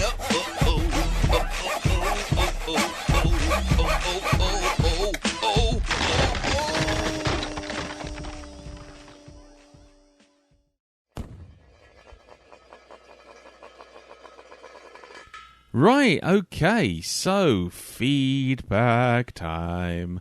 Right, okay, well, we start the feedback with me, and it is from Matt Jones. And Matt writes, his subtitle is, A Coked Up Whore and a Fucking Crazy Dentist. So, good evening, gentlemen. It's been a while since I sent feedback, as I didn't have that much to say last week's Blazing Saddles, other than it was pretty funny, and I thought I'd send a brief one this week, as I really always enjoyed 12 Monkeys, and I hadn't watched it in a few good years. As Lee said last week, this film gets time travel right. It's one of those time travel movies where time is fixed and whatever happened has already happened, as Willis's character James Cole keeps reaffirming. The grim and dark future is impressively realised by Gilliam, who's at the top of his game here, and the strange time travel technology is never explained, but it really doesn't matter and the story works well. The three leads are on excellent form, especially Pitt, who plays the insane Jeffrey Goins, to maniacal effect, earning himself both an Oscar nomination and the well-deserved Golden Globe win. He livens up the film whenever he's on screen, and it works well with the increasingly confused Willis, who's rarely been better, reminding us how good he once was. Cole suffers the effects of time travel so convincingly, it's like we're with him all the way on his tragic journey. The story is intriguing, the whole Army of the 12 Monkeys subplot proving to be a red herring, providing an unusual twist later on. The last 20 minutes of the film works really well, and I enjoy the references to Hitchcock's classic Vertigo and the ending montage of the of the reveal of the real cause of the virus, along with the younger Cole witnessing his own death, is quite brilliant. Then there's that final shot of him looking up at the fateful plane and Louis Armstrong's classic "What a Wonderful World" all playing away. What a wonderful ending to one of Gilliam's greatest films. So yes, I love 12 Monkeys, and I'm looking forward to the classic Airplane next week. This Selfish Medcalf Month is shaping up to be a big success. Can we have another one next year? Cheers, guys. Matt. Oh, thank you very much for that, Matt. Yeah, it seems to be doing okay, isn't it? I haven't had anyone call me a twat yet, so that's a good start. Still, it's only been a week. Anyway, thanks very much, Matt. And that's great. Let's move on. By the way, can I just mention the music was brilliant. Blueberry Hill and Wonderful World, Louis Armstrong. I mean, I even love that little incidental piece of accordion music that played at certain points. I think it was like a discovery. Yeah. It's really good. Really good stuff. Anyway, go on. Thanks again, Matt. So, Darren, who do you have next? Next, we have a video game sending us some feedback. Max Ridgway. Hold on. Or Ridgway Max. A racing game from Capcom. Sorry, that was Ridgway's on the kazoo. In your mind. In my mind. And he sends a feedback entitled Monkey Madness. Okay. Feedback for 12 Monkeys. Hello, Lee, Darren, Jim and Elton. I've just finished watching 12 Monkeys. I thought it was a brilliant work of genius from start to finish. Great acting, striking imagery, perfect use of music, which is used not only to create a background mood, but as an objective discussion by the characters as well. Mm. Yeah, indeed. Yeah, definitely. I thought the story was cleverly conceived and presented the perfect balance of explanation and ambiguity. In the beginning, I saw this film as a straightforward sci-fi film about time travel, but by the end, I completely changed my mind and saw it instead as a meditation on madness. Mm. I think we are told right up front what the film is actually about in the opening title card. The idea that of the deadly virus with 5 billion dead comes from a 1990 interview with clinically diagnosed paranoid schizophrenic in a Baltimore County hospital. I see the entire film as an exploration of the delusional mental world of James Cole. The film cleverly brings us, as viewers, inside the imaginary world and convinces us of its reality. Until we, like Cole, cannot distinguish fantasy from reality. This is a great story and a highly intelligent script. Why can't all films be this good? Thanks for a consistently great podcast. By the way, I thoroughly enjoyed the Star Wars Force Awakens podcast and completely revised my opinion of the film after listening to your discussion of it. Wow. Keep up the good work. Cheers. Ridgway Max, a racing game from Capcom. Wow. Sorry, anyway. Do you know, thank you for that, sir. I have to say, the whole, to me, and this is something I forgot to mention, it goes from, it shows that Cole swaps one asylum for another. You see his situation at the very beginning of the film, and it's not that different from where he ends up at the first part of the movie. No. In the mental home, you know? Yeah. Because it is just like that. It's pure bonkers. Yeah. And it's, I mean, I just from what Max was just saying there, it reminds me, I mean, of a film much later on, which was Inception, when it finally starts to blur the reality towards the end, and you're not sure what's real, what isn't real. I think 12 Monkeys almost does it better, because you're with Cole all the way. Yeah. And so you're not really entirely sure what he's actually listening to, what we're listening to, what is real and what isn't. It's, as I said before, you get the explicit stuff, but then there's that bit in the, and this is all coming back to me now, there's that bit in the chair when he says, none of you are real. None of you are real. I just want to get better. And then he finds himself in the bed. And it's like he's in that sort of medical centre. And it's like, is he really seeing this? Is he, there's that moment where you're starting to doubt whether those doctors are really the counsel of the remaining survivors, or actually he has gone off his nut. And it's really it's as Max just said there. It's ambiguous enough that you're pretty much sure you know where that it's all real and it's all going the way it's going, but it just puts that little nugget of doubt in your mind, and you go, no, well, maybe he's gonna this is all gonna end with him just waking up and going, oh, I'm fucking mad. But anyway, thank you very much for that, Max. Great feedback as always, sir, and keep on with the old music, sir, as well. Yes. Yeah, indeed. Yes. If you're looking for a kazoo player. Oh, yeah, if you need a kazoo player. Sorry, I can do the Ridgeway, Ridge Racer, not the Ridgeway theme. God almighty. See, now I'm losing grip on reality. What's real, what's not? Is he real, or have I just been sent an email from Capcom? A cease and desist. Oh, no. I've gone mad. Jim, get me out of this. Okay, I have some feedback from Doreen Kelly. No kazoo theme yet, because I don't know whether or not to do a kazoo theme for everyone. We'll let it develop organically. Moderation. Yes. Moderation is the key. Absolutely. I'll put the kazoo Next down. year, stylophones. Oh, yes. Don't tempt us with those, mate. They're in. They're about £9 each at Maplin. They're in. Oh. Blackdog Live.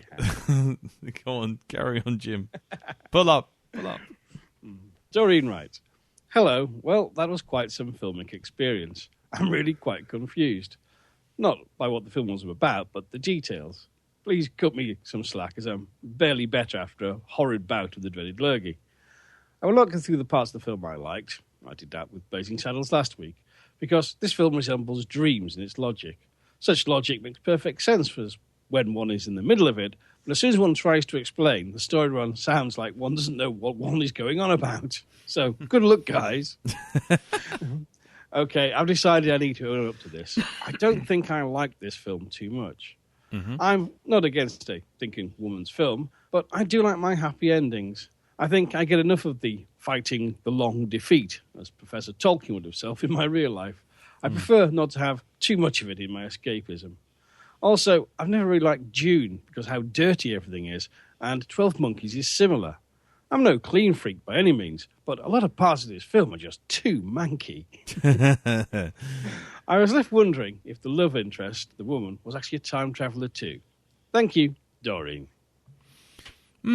Interesting. By the way, I think we've got the title.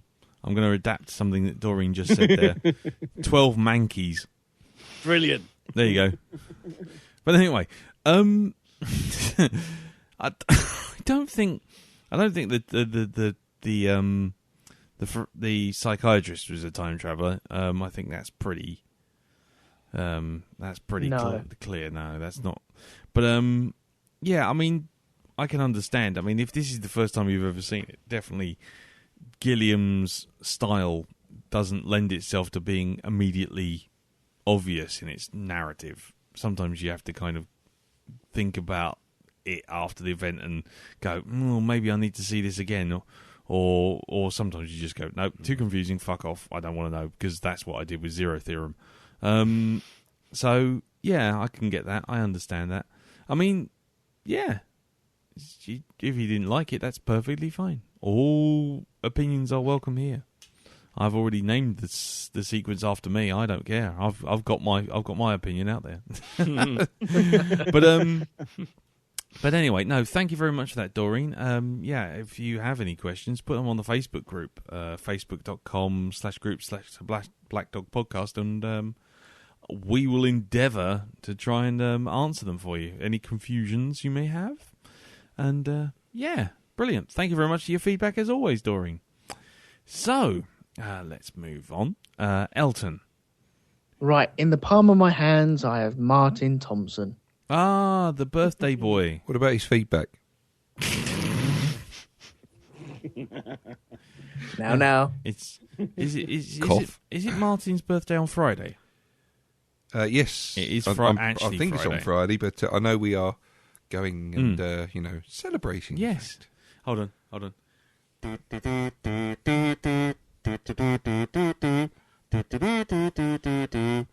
Sorry, that was my mashup. My Doctor Who birthday mashup. Yo, Doug, do that Nicely record done. jam on the groove. What? Anyway, and Darren Yes. confirmed that I have already purchased the present. I am sitting. I have not. I'm not gonna do the usual going to Forbidden Planet. Hear that? That's the paper, that is. Yeah, I'm not doing my usual going to Forbidden Planet and buying it at the last second, throwing it at someone with the bag still around it. No, not at all. There you go. Although I'll probably give it to him in a Forbidden Planet bag. So. Yeah, yeah. I'll pull one of those out randomly, you watch. Yeah, I know. Well, by the way, that if anyone's confused, it's because at the moment I'm still 50-50 on whether or not I can actually go because things are happening at home. But so I've got the present. I'm going to give it to Darren just in case I can't make it. But if I can make it, then I'm going to nick it off Darren and give it to you, Martin. So there you go. It's a lot easier. Anyway, than can I carry on with his email? Oh no, sorry, I'm sorting out my social calendar, mate. Me. Well, let me know when you're ready. There you go. Oh, go on then, if you must. Okay, right. Subject, monkey business. Ah, Dear Sirs, this is the first time I've seen 12 Monkeys. It's a film that I've meant to watch many times over the years, but I've never managed to get the opportunity. Overall, I enjoyed it. Bruce Willis, Brad Pitt and Madeleine Stowe were excellent in their roles throughout, with the latter being quite attractive, especially in the 90s scenes. Was it ever explained why she felt that she had met Cole before, though? Maybe it was just the pull of destiny. It wasn't much of a surprise that the man young Cole saw gunned down was his future self. I think I either knew that already or of having watched too many time travel movies and TV shows to have guessed it. I loved how everything came together and all the recurring themes and images too, such as the cartoon, Key West, and how everything in the shop slotted into place for Cole's future adventures. I also liked that the army of 12 monkeys was nothing to do with the disease plot either. This looks like a film that rewards repeat viewing, so I hope to catch it again another time. Cheers, Martin. cheers, Martin. Just to answer the thing about why Madeleine Stowe felt that she'd seen him before, isn't that because she had seen him in the photographs? Yes, yeah. And she hadn't realised it, and it was only when she looked again and she sort of realised he was there naked in the World War One photos. Can I also add another thing to that? Yeah, go on. Oh, hang on. No, because that would have happened at the end. No, wouldn't go it? on. No, I was going to say she would have recognised him because she looked into his young eyes when he was young, but then that means that she has to go round the loop again. Yeah. So that's that true. doesn't work. Or does it? Or does it? I don't know. I kind of always took away that it was the photos that did it. But yeah. I mean, as far as I'm concerned, that's what I think. I'm pretty sure. Anyway, yeah. Now I'm thinking about it. Actually, if Madeleine Stowe, I'm starting to pull the threads now. If Madeleine Stowe is still alive at the end, Yeah. why doesn't she phone up the why didn't she phone up? Because you only get one phone call when you're arrested, and maybe she wanted to call a lawyer. Yeah, but she already knew that the whole thing was, doomed, and there was, the virus was out. Why didn't she phone the future, the answer phone? Well, she was being bundled away by coppers. Sort of thing. Yeah, I know, but still get But also the virus had been released. yeah. Just how long does she have to live? Yeah. Well, that's true. But no. But then I always got that's interesting, actually. I always got the sense that virus wasn't lethal until it mutated, because that guy was going to be on a plane to one place, to another place, to another place, to Karachi, to South America, to He wherever. was going to go everywhere. He went with it. everywhere with it. Yeah. So he would have had to been in the air for at least 48 hours. Yeah, he was seeding the world, wasn't he? Yeah, so yeah, it's not like insta-death kind of 28 days later kind of affair, is it? But then again, he's the creator of the virus. He may well have dosed him up with something. Just just keep himself going long enough to do his job. This is true. Yeah, some extra Barocca before he set off. I mean, if you're going to, essentially poison the entire world, maybe, you want to, live long enough to see the results of your... Yeah, that's very true. Yeah. Yeah, maybe that's it. 12 Monkeys 2, he's still the same guy. He's still around. And they find him. And they get the virus. They get the solution out of his blood. Right, you've gone into fanfic mode now. Yeah, I know. I'm sorry. Anyway, thank you very much for that, Martin. Thank you, Elton, for reading that out. It's time for me to read one of mine out now. I got completely gibbering now. I'm a complete idiot. What the fuck am I talking about? Who am I? Why am I here? What's my purpose in life? It's in the teeth, Bob. It's in the teeth. Oh God, no! I could never do that. Never. Actually, why did he take that guy into the bathroom just to cut his own teeth out?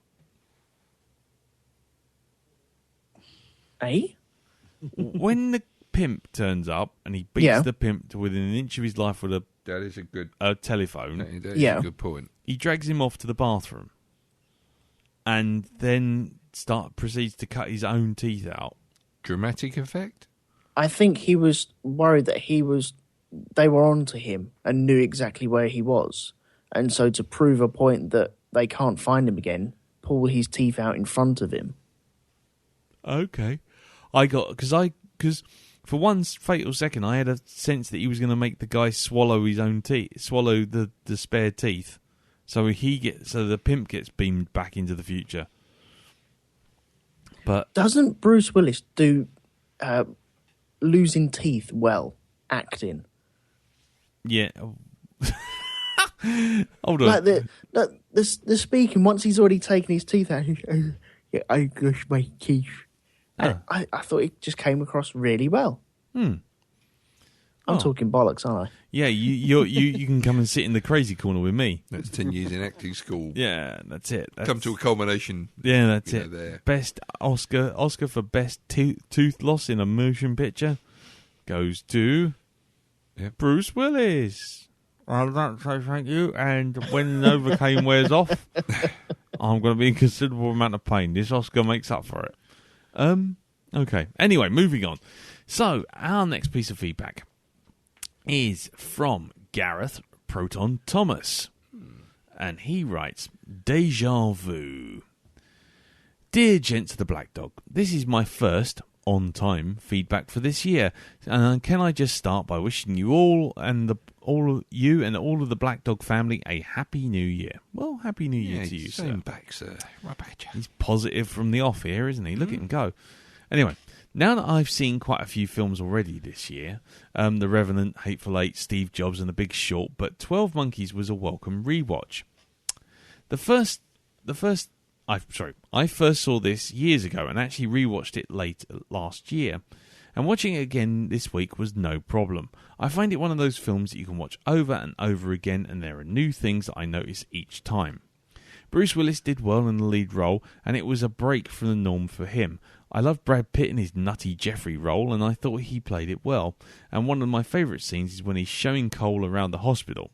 Oh yeah, the toys, look, they're making you play games, willingly anaesthetising yourself, saving money on the pills. Yeah. I found the whole plot really thought-provoking, and many interpretations of and a good twist, and with the Army of the 12 Monkeys not being responsible at all. I had to look online to see what others thought of it, as there were many schools of thought as to the idea of how the film actually ended. So, did Cole actually achieve his mission? Was the insurance lady at the end the scientist who would take out the ginger? Scientist who would take out the ginger? Yeah, the guy with the virus. That's interesting. So the scientist did arrive. She was on the plane. I don't think that was actually her then. I think that was a younger version of her actually. Oh, this is the Inception spinning top again. It is. Oh no. Wow, okay, well anyway, carry on. Right, so was the insurance lady the one that took out the scientist? It would be the scientists that take him out at the end, or were they making sure that the timeline was complete and the future wasn't changed at all? I think the sign of a great film is there's so many different outcomes and talking points here, and I always remember the accordion soundtrack being quite haunting, and saying that soundtrack is great as well as with some classics like All of the Time in the World and Blueberry Hill. Well, that's all for me. Gareth Proton Thomas. Have I already done my deja vu joke? Yes, I'm afraid you have. Now that has really made me wonder. It's an onion, man. Many layers. Say it again, though. Right. As I said earlier, Cole's job was basically to identify the guy. Yeah. And once identified and near the virus, a scientist, it actually says it. They say you don't have to do anything, Cole. You locate the virus, a scientist will be sent back to retrieve the virus at the source and take it back so that we can make a cure. You know, we can't change the future or we can't change the past, but what we can do is take the virus back and change our future. So, Cole identifies him. Yep. Gets told to go with a gun and be a hero, which is going to result in him being shot. Because he has no other option. He's got to go and be the hero. Then, the guy with the virus sits down in the seat, and the lady sitting beside him is the lady on the council. And she says life insurance, doesn't she? Or is No, it? she just says, Yeah. I'm in insurance. I'm in insurance, yeah. Mhm. So, is she actually the? Because she can't be the past version of herself because she's too old. She would be like, because that's 20, 30 years on. She's in insurance. Mm. She's insuring the future. Oh man, I'm getting that teetering on the edge of someone suddenly saying something, and we're all going to go and fall down a rabbit hole. Yeah, but if that was the case, Mm. she seems just a little bit too. Well, she doesn't seem like she's there on a mission to find the virus. When she sat there, she's just sitting there reading magazines and stuff like this, and she's just acting like a normal person. Too much but with like the a normal hindsight person. of time travel, surely she could do that a couple of times to get the right spot on that plane. Yeah, and if she knows it's coming, because the message got across, she could be there deliberately. Oh man! Oh, So Cole's job was complete, and then it carries on from there. yeah, and all they were doing was actually ensuring that he gets killed, so they can actually carry on the mission. Has anybody seen the TV show for this, by the way? He says, "Hold on." Just thought about this. It's like, Did you put a hand signal out? Because I didn't see the turning down the left-hand lane for this one. What? no, I just wonder if anybody had and whether it follows the same sort of route that the film does. No, I that's all. don't know. I've not seen it. All right, okay. I know when I was at Stargate, it was one of the things they were working on, but I never saw it. I'm pretty sure it's on Netflix. I'll have to check that out. Is it not just about people breaking into zoos and letting flamingos go? No. No, No, okay. no. But yeah, no, that's the TV show that I did work on called Zoo, which is shit. But anyway, never ever watched that. Is that about the animals Yeah, kind of rising up and yeah, to bite the hand that Yeah. feeds them? And yeah, shit? yeah. Let's never speak of it again. Okay. It's not my proudest moment. Anyway, well, thank you very much for that, Gareth. Very well done there. You just suddenly spun us off in a completely new direction. So what do we think? Do we now think that she was actually there to take the virus? Did Cole actually succeed? Do now. Yeah. I'm starting to lean that way as well. I just thought it was a coincidence. But now I'm thinking about it, she was like in her 50s, early 60s when you see her in in the future, and she's not that much younger in the past. In fact, she looks identical. Who knows? Jim? Yes. No, I go with that, actually. I have thought that previously in the past, but... No, I go with that. It would, insurance. Yeah. Ensuring the mission's complete and ensuring that we get a virus cure. I don't know. Because I suppose if Cole had killed the guy running away, then the virus would have been impounded and there'd been no way to get hold of it.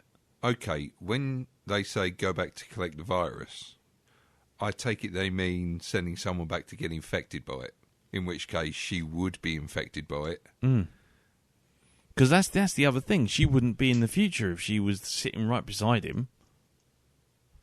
Would she? She wouldn't have lived. But then nor would James Cole, because he was within... He'd already opened the viral, the actual package. The virus was there within the airport. Because he opened it up. Yeah, but he made the guy sniff it. It wasn't like... Yeah, it doesn't matter, though. He's released it into the air. No, but what I'm saying is he sniffed it himself, and then he sniffed the guy sniffed it. So they were both, like, carriers. Maybe, yeah, because she would have been sitting beside him on the plane flight, because they were going to... Where is it? They're going miles away. Well, what was the air system? I can't remember. Yeah, basically, yeah, that would have... she would have definitely been infected. Yeah. But because she would have been infected for sure. In which case, she wouldn't have been in the underground system. But that's in the woman. Future. The woman sat on the plane is the older version of the person that we saw earlier on. Yeah, but if she's there, then that means she's been. No, it's not the older version. It's exactly the same version. And it's a couple of days older in her timeline. Oh, right, yeah, sorry. And so she can appear earlier in the film because then later on she'll bring it back and then succumb to the virus. But that's what I'm saying. Works. Yeah. And she would have brought the virus back in its natural state before it mutated. So she was a sacrificial carrier. She was literally going on that plane to get infected, to be pulled away from that plane back into the future, and then they would take a sample of the virus from her blood, because that was the other thing. Or she's going to nick one of his vials and whisk back and disappear. Yeah. But either way... Do the old Arnie, go into the toilet, come out in a vast hangar. Yeah, drop out the wheel arch. Yeah. Yeah, drop into a small mangrove swamp at the end of the runway. And as falling, looked like a Burton's Taylor dummy. Yeah. But no, if she was the past version, that person that we see in the council, then she would have been infected and she would have already been dead. So, yeah. No, she's the future version. Yeah, future version. They sent her back. Now they've got the spot, as it were. Yeah, and they got rid of Cole because they weren't going to give him a free pass anyway. So there you go. Brilliant. We've wrapped that up. Fantastic. Well done, Gareth. You've made us think. We don't like that at nearly 12 o'clock at night, but, well done. Anyway, Darren. Okay, we have Son of a racing game from Capcom. We have Ridgeway Elliott. Yep. And he writes... Yeah. You can tell I'm emotionally taken aback by that fanfare. Yeah, I could tell. There was a tear in your eye. Yes, tear in my eye. Because my pants are too tight. Hello, Black Doggers. Hello. Watching 12 Monkeys was quite a treat for me. I'm a sucker for anything that includes time travel, and Terry Gilliam's direction here is top-notch. He constructs a fun, paranoia-inducing hall of mirrors for the audience to get lost in and ask questions about. I was certainly questioning whether any of it was real throughout the film, and I felt satisfied with the way that all of the film's causal loops worked out in the end, or causal loops worked out in the end. Causal loops. I can't say that I didn't see the final twist of Cole's death coming, but it was still appropriately climactic and fell into step with the dark tone of the rest of the film had. One of the other reasons this film particularly resonated with me is that I'm a big fan of Hitchcock's work, and so the inclusion of scenes from Vertigo towards the end of the film was especially enjoyable. It resonated with 12 Monkeys' themes of identity and looming death much more neatly than I would have expected. Yeah, there's your explanation. There's the explanation when we were sitting there going, "What? Why Vertigo? I can't remember." There you go. There you go. Brilliant. Thank you, Elliot. This may be my personal favourite of Gilliam's non-Python films, though it's somewhat tied with Brazil. I'm looking forward to hearing what you guys think about this, but by the time you read this, that will probably already be in the past, I suppose. Time travel? Not sure. Well, I have to go. Have a Merry Christmas. Elliot Ridgway.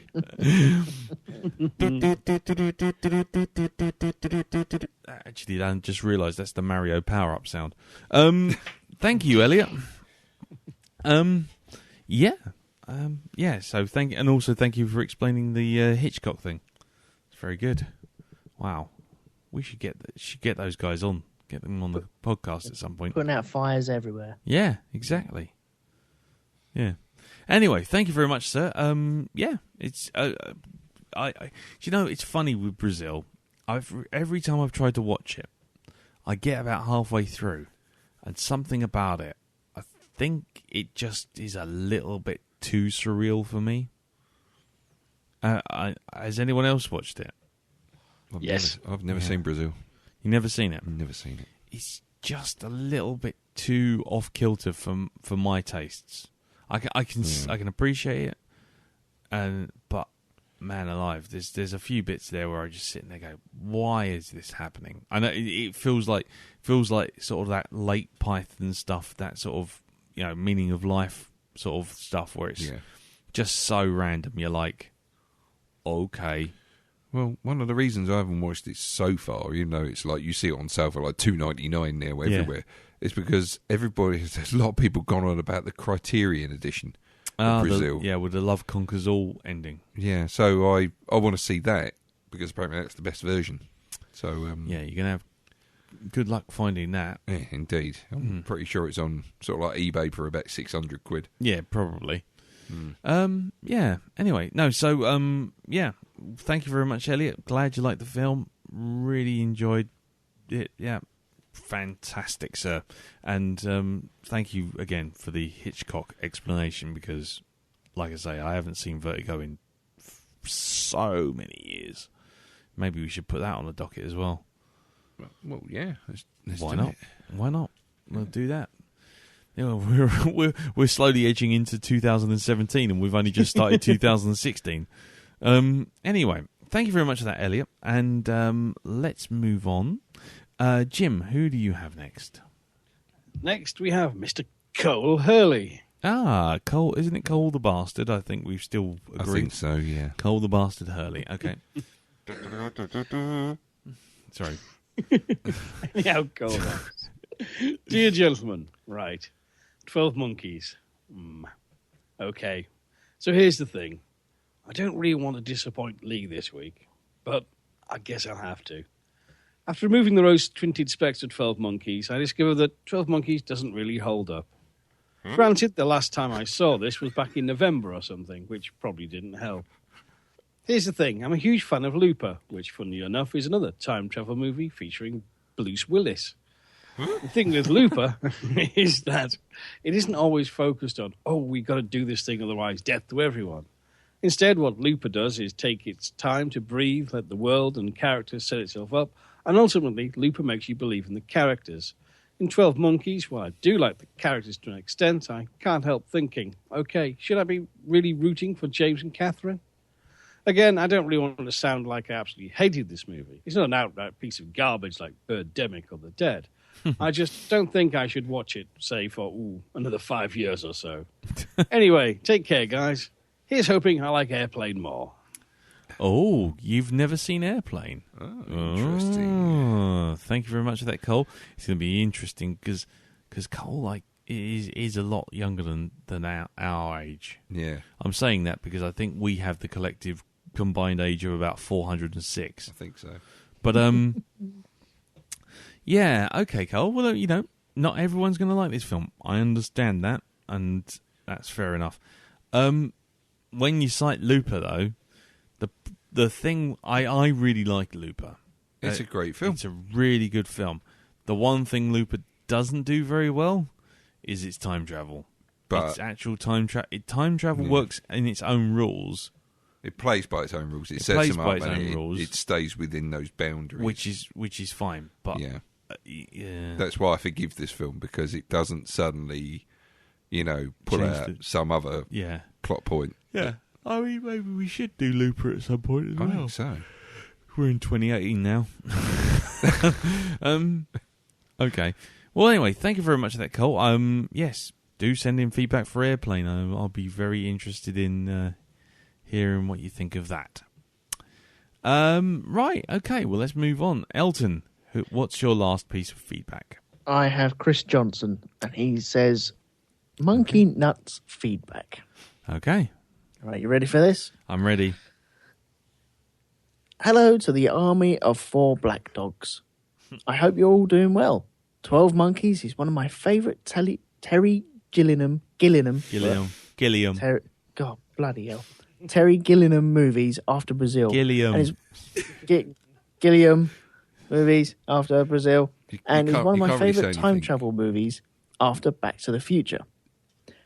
You ready for this? Go on. And if 12 Monkeys was a person, I'd let it give my dad a blowjob. Chris, semicolon, close brackets. I think that's a great new rating system. That really is. What sexual deviancy would you let this film perform on your parental units, family members, if it was a person? Oh dear. Are we going for a rimming on this one? yeah, rusty trombone. Yeah, I think some gentle cupping of a family pet.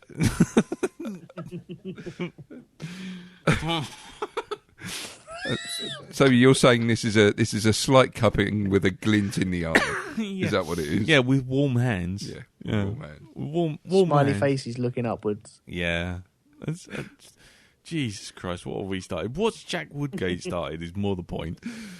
So yeah, thanks very much for that, Chris. And if anybody else would like to rate their movies by sexual deviancy they will allow to happen to family members, then feel free.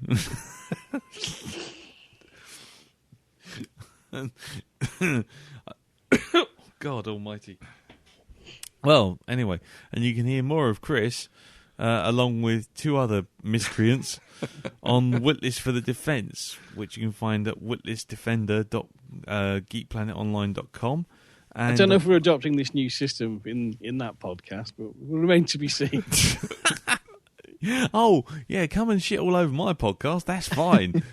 kick the sandcastles over and then go back to your own podcast. Yeah, no, we won't have that. We won't have that. I'll tell you what, when I send feedback in for the next Witlist, I'm gonna rate it by sexual deviancy with farm animals. Probably appropriate for the RoboCop remake. But... Oh, good Lord. Is it the RoboCop remake? It is. Oh, I'll give that a 12 sheep gangbanging.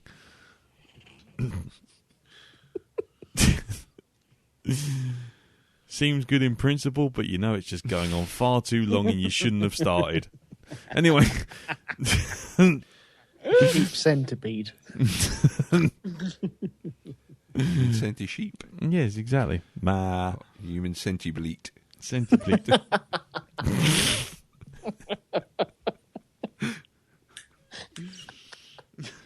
Sheepy centipede. Oh God! Should we do the human centipede movies? Oh, no. No. Good. I'm glad we're all agreed on that. No. I didn't agree to that. No. How about no, crazy Dutch bastard? Anyway, right. Well, thank you very much for that, Chris. Let's move on. My next piece of feedback is from Ollie Peters. Ollie Six Claw Paw Peters. Wow. Anyway, and he writes, well, his title is 12 Wankies. Okay, here we go. Hey, dudes. So I'll make this quick. The only reason I watched this is because it was free on telly. I remember seeing it once, but not going all the way through, and I just thought, what a load of old wank. Well, this is the second watch for me and the first all the way through. Well, it took me 2 days, but I managed it all the way through. Still, what a load of boring wank. Lee, go indulge yourself somewhere else. Hoping next movie is Babe, so I can rip into that as well. Hugs and kisses, Ollie. Well, Ollie, thank you very much for that well-reasoned and argued feedback. May I just tell you to go fuck yourself? This is my podcast. I'll do what I fucking well like. And by the way... Anyway, thank you, Ollie. Anyone else want to tell me how to run this podcast? Feel free to go fuck yourself with a rusty pool cue. Not that pool cues come in any material that rusts, but go find one. Anyway, thank you very much, Ollie. Darren, who do you have next? I have Fiendish Dr. Will. Ah, Fiendish Dr. Will. And he writes a man entitled One Flew Over the Monkey's Nest. Oh, God. Good evening, Blackdog. Good evening. I've seen One Flew Over the Monkey's Nest, 12 Monkeys, many times, although I realise it has been more than 10 years since I last watched it. I love this film. It's a great insight into the complete mental mindfuck of being pushed backwards and forwards in time and the impact it would have on your sanity. I find it very interesting that actual mechanics of time travel are almost completely ignored.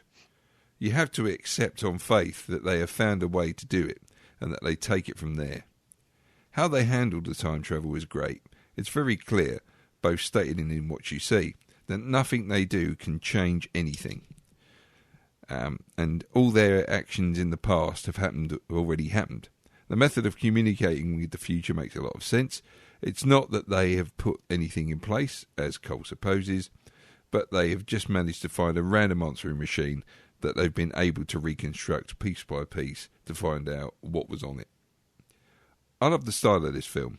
It's very obviously Terry Gilliam, and you can almost imagine it being a prequel to Brazil, with the same style of magnified monitors and technology.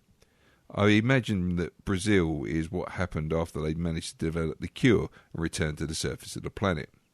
I know that Terry Gilliam can produce some very mixed reaction from people, but I'm happy to say that I am in favour of his work. So it was great that this came up in the Selfish Medcalf season. I'm a little concerned with next week. I haven't seen Airplane since my early teens, and I'm not sure that the humour is going to survive. But here's hoping. Till next time, Fiendish Dr. Will. Thank you very much for that, Fiendish Dr. Will. And, yeah, I think the Airplane one's going to be an interesting podcast. Yeah. Just simply because it will live or die on the humour and overexposure to, or, time you saw it. But anyway, yes, thank you very much. Sorry, I was going through some of those points, but sorry, my brain just drew a complete blank there. I mean, what was I going to say? Oh, the whole thing about mechanics, the mechanics of the time travel. Sometimes that is the big problem, that too many films with time travel actually spend more time explaining the time travel than just telling the story about how the time travel affects the people involved. And it's kind of interesting here, because also that ambiguity is also what throws you into doubt as to whether or not Cole is actually sane or not. And so, yeah, I like that. I really thought it was really cool. And I like the idea of Brazil being a sequel with them back on the that surface. Sounds interesting. Yeah, that's a good way to think about it, actually, because it has that strange Gilliam aesthetic. Yeah. Anyway, cool. Thank you very much for that, sir. Good feedback as always. Right. Well, that's the end of the written feedback, so now it's time to go to our MP3 feedback. Well, the first bit of MP3 feedback is from my co-host in another podcast, which will be coming very soon, but I can't say anything more. Not yet. Not yet. But it is Mr. Andy Palastides, and he has this to say about 12 Monkeys.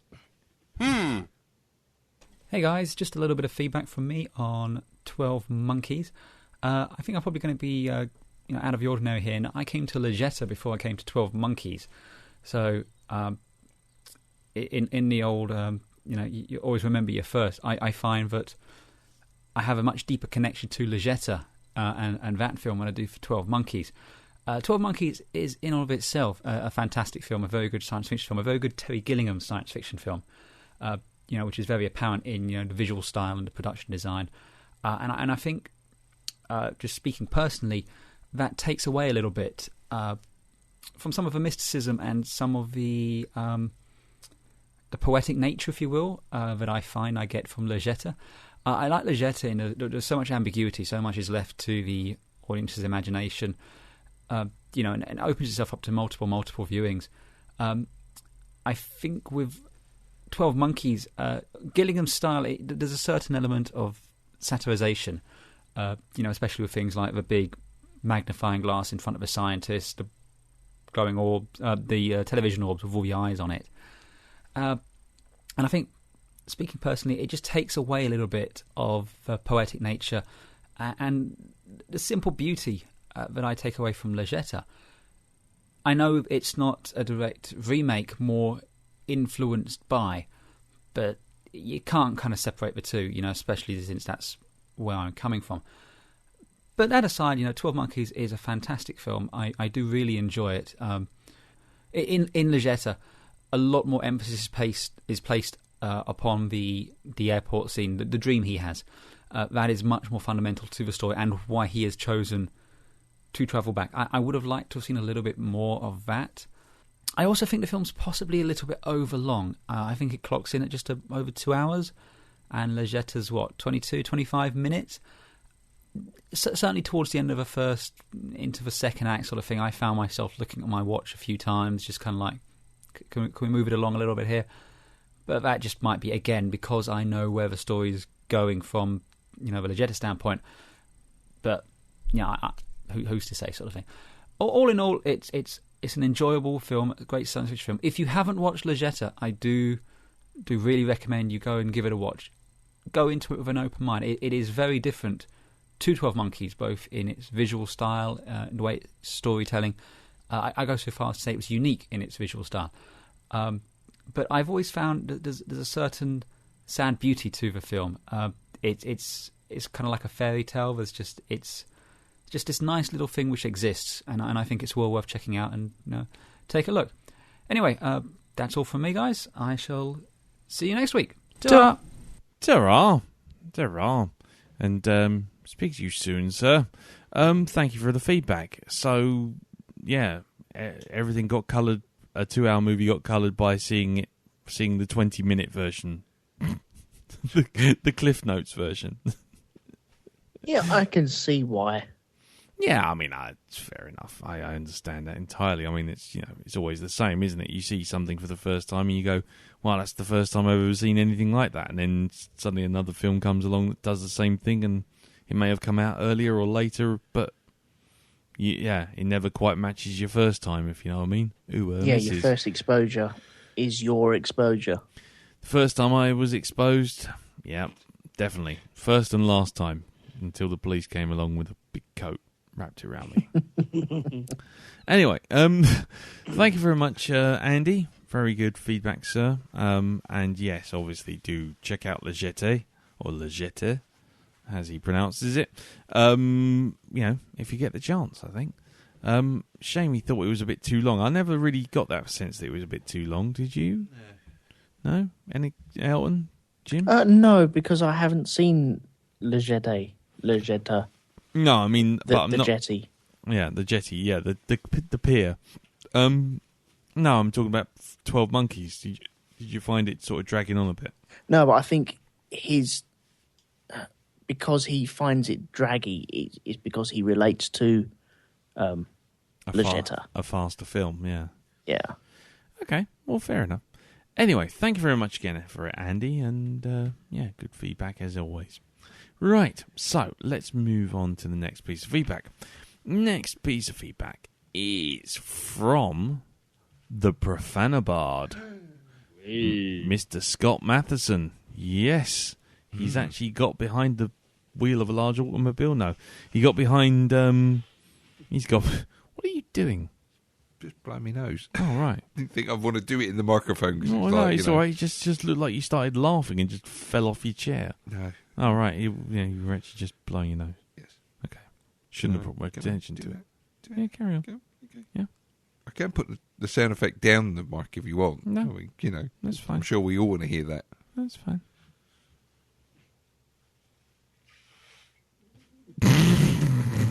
I'm actually huffing drugs. No. Anyway, let's move on from the awkward silence to Scott Matheson, the profanabard, and let's hear what he has to say about 12 Monkeys. Greetings, Blackdog. Scott Matheson here, also known as the Peacock Fondler, also known as the Profanabard. Just depends which mood I'm in and what we've watched. Lee, Darren, Jim and Elton, I really hope this finds you all well and a very happy new year to everybody out there. Yes, okay, it's almost February, but January was a bit pish, or has been so far, so let's say fuck it and reset this bitch and start 2016 over again. Everyone agree? Fine. Motion carried. Okay, it's been a few months since I've sent some feedback over, and simply because this is the first time in a while that I've had my finger far enough out to have watched the film. And as an extra treat, as you can tell, for the very first time, recorded my general waffling as an MP3. Oh, you poor bastards, what have you let yourselves in for?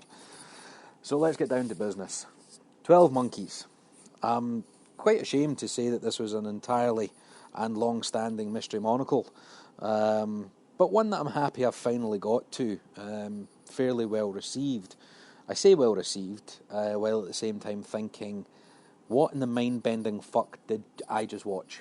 Don't get me wrong, this is certainly a positive review, but I'm not really sure why it's positive, if that makes any sort of sense to man or beast. Well, this was great, but I have to say, completely outshone by Brad Pitt. Fucking phenomenal. That man can properly do Disturbed, and this was before Angelina, the bunny boiling bint, came on the scene. I have to say, I love the bleakness of the future, and genuinely shitting myself that I'll be locked up in an insane asylum pleading with the doctors that I am in fact sane, or mostly sane. Okay, kind of sane. Right, I'm not going to hurt many people. Well, not a lot of people. Maybe some. You get what I mean. You get what I mean. But right for the get-go, this isn't a happy film. It's not going to be a let's save the world and be home in time for tea bullshit ending, is it?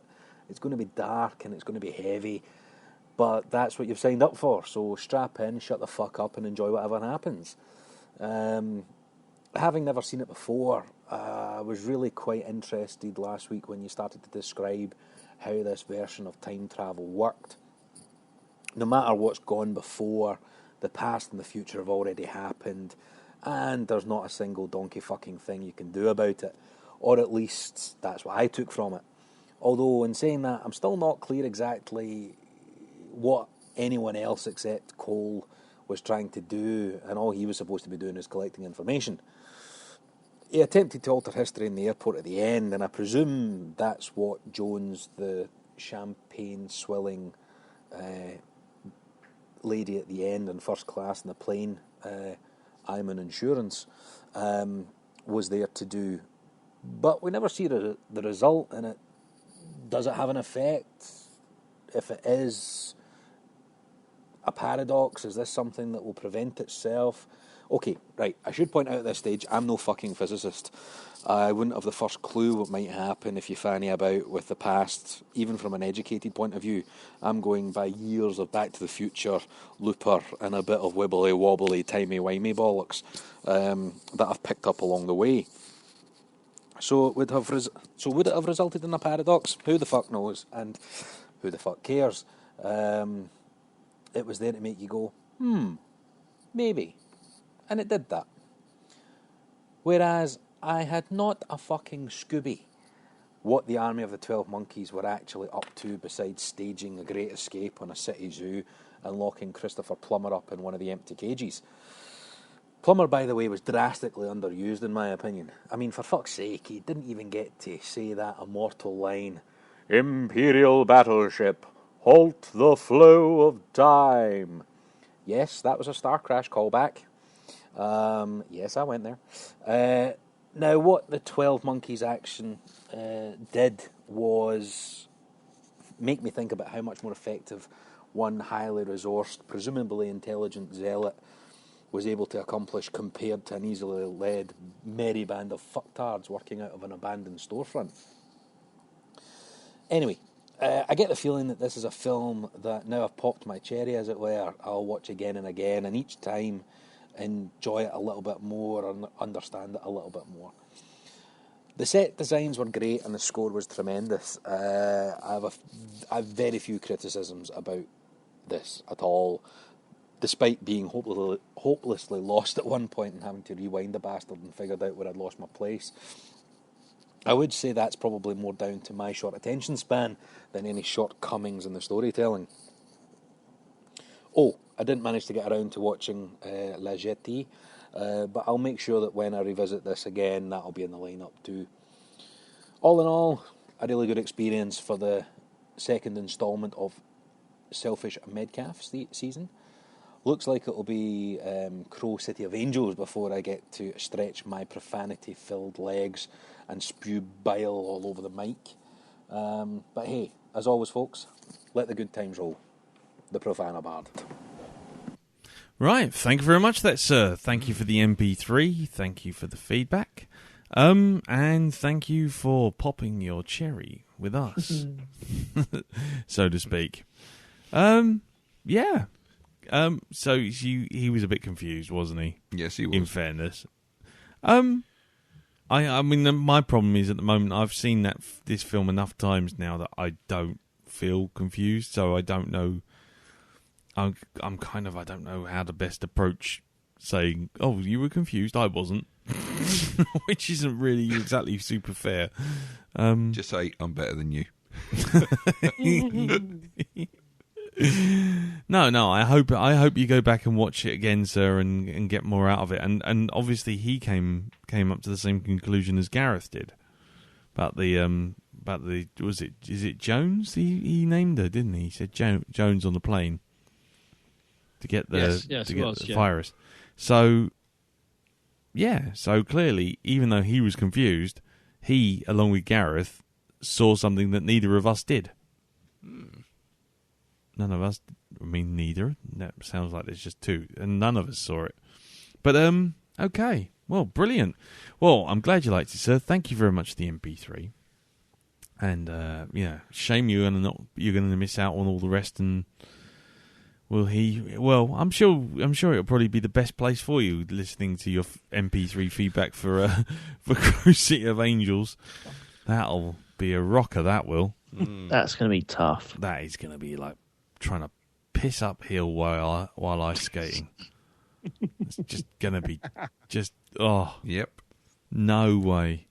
Which silly fucker thought that one up? You did. No, I didn't choose that one. You did. No, I didn't. That was you. No. Yes, it was. No, it wasn't. Yes, it was. Hold on. Jim. Mm-hmm. If I was to ask you who you thought it was... I think it's someone recently swallowed a camera.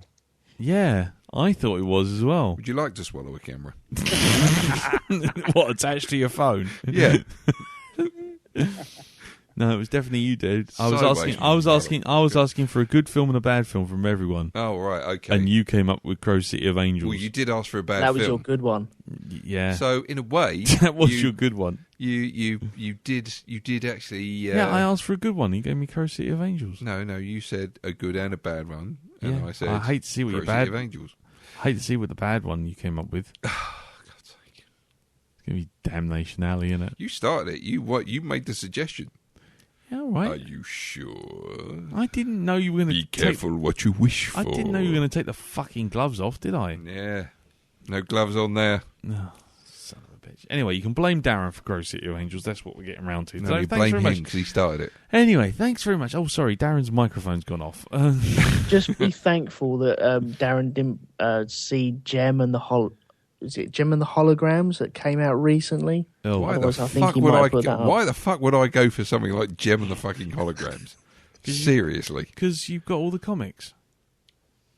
No, I haven't. Yes, you have. No, I haven't. I've seen got the complete and utter dulcet. That's what I've got. Yes. The complete and utter dulcet. The dulcet tones. Oh, no, I'm not going to dead pun anymore. I got that out of my system last week. Anyway, right, let's move on to our last piece of feedback. Thank you again, Scott. Thank you, Peacock Fondler, Profanabard. I can't remember another name, but anyway, thank you very much for that, sir. And we'll move on to Drew and Tracy, our last feedbackers of the evening, and let's hear what they thought about 12 Monkeys. Hello, folks. That was a great film. I really struggle with this film, right? Because I remember watching this quite a lot when it first came out. I remember seeing it in the pictures. Yeah, we went to see it in pictures. Absolutely lovely. Yeah, and then we got it on video. That's how old it is. Cassette, yeah. And then we watched it loads and loads and loads, and I really kind of liked it and really enjoyed it. And then we've not seen it for years. Yeah. And now all of a sudden, I'm just like, this film is a total mindfuck. It just is nuts, isn't it? But it is a really good film. Don't get me wrong. I'm not saying it's not a good film, but it's a typical Terry Gilliam film, and it's a bit crackers, isn't it? I think for one of his films, it's quite kind of mellow, really. It's not all out like a lot of his stuff is, although it's obviously got lots of sequences. Basically, the future sequences. Yeah, exactly. Okay, so for me, Brad Pitt in this is really funny. I think he's a little bit over the top. He is, but that's what he's meant to be. But you know, I do love his wonky minces. They do make me laugh.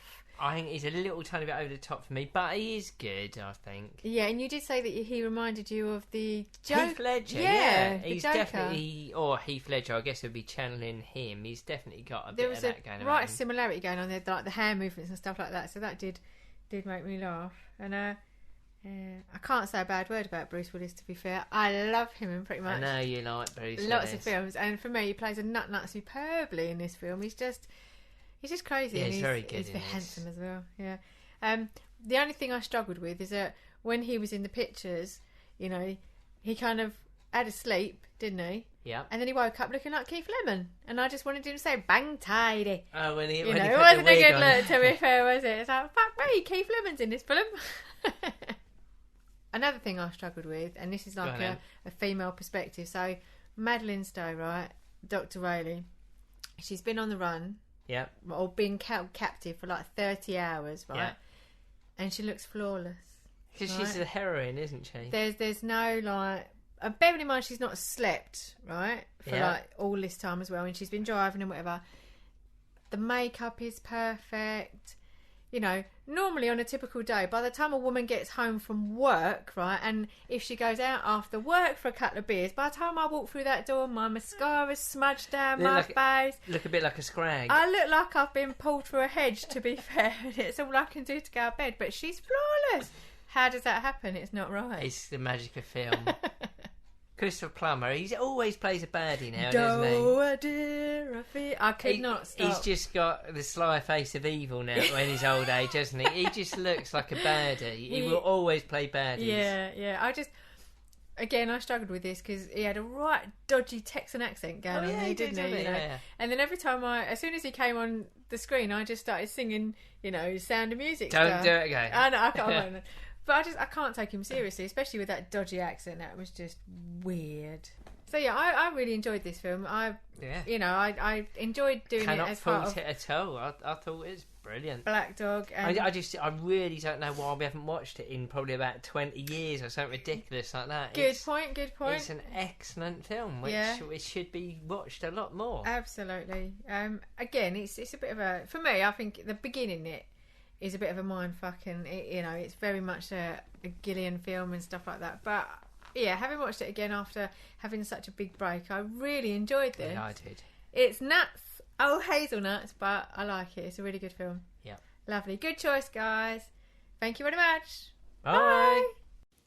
Bye. There you go. That's the title for the episode. Christopher Plummer's Sly Face of Evil. Yes. There you go. I like that. That's going in. Well, thank you very much for that, guys. Glad you liked it. I thought it was going a bit wonky at one point. I thought, oh, here we go. but no, well done. Excellent. This is very good feedback. So glad you liked it. Anyway, so there you go. All done. Feedback done. Thank you to everyone for sending in your feedback and MP3s and written and all that sort of stuff. And now it's time to wrap it all up and tell you what next week's film is. Now, obviously, on a couple of those feedbacks, they dropped it anyway. But third week of Selfish Medcalf is one of, for me, for my money, one of the funniest comedies I've ever watched. I have very strong memories of seeing this on VHS, sitting in front of it, and my parents just sitting back. And I think if they had a camera, they would have just filmed me. I literally was in stitches to the point where I couldn't breathe and had to pause the video. Now, and I honestly think out of all the genres, comedy is probably the one I actually like more than any. But this is one of the ones that started it. One of them was Life of Brian. One of them was Holy Grail. One of them's Young Frankenstein. Then there was Blazing Saddles, and then there was this, Airplane. Now, I'm going to ask this, and I'm really hoping I don't know. You can't be serious. Of course I'm serious. Don't call me Shirley. Has everyone seen this film? No. Oh. Yeah, of course I have. Yeah? Jim? Yes, I have, yes. Elton? Yes. Many times. Thank goodness. Right. Okay. So, as I said, I've laid it out on the table. Every time I watch this, even if I've watched it to death and it doesn't make me laugh, it'll make me smile. It's just batshit crazy, and there's always something extra to be watched and seen and adored in this film. Everything from Lloyd Bridges, picked the wrong week to quit sniffing glue, to Charlie, what can you make of this? I can make a hat, a brooch, a pterodactyl. What's the story, Charlie? Well, first the Earth cooled.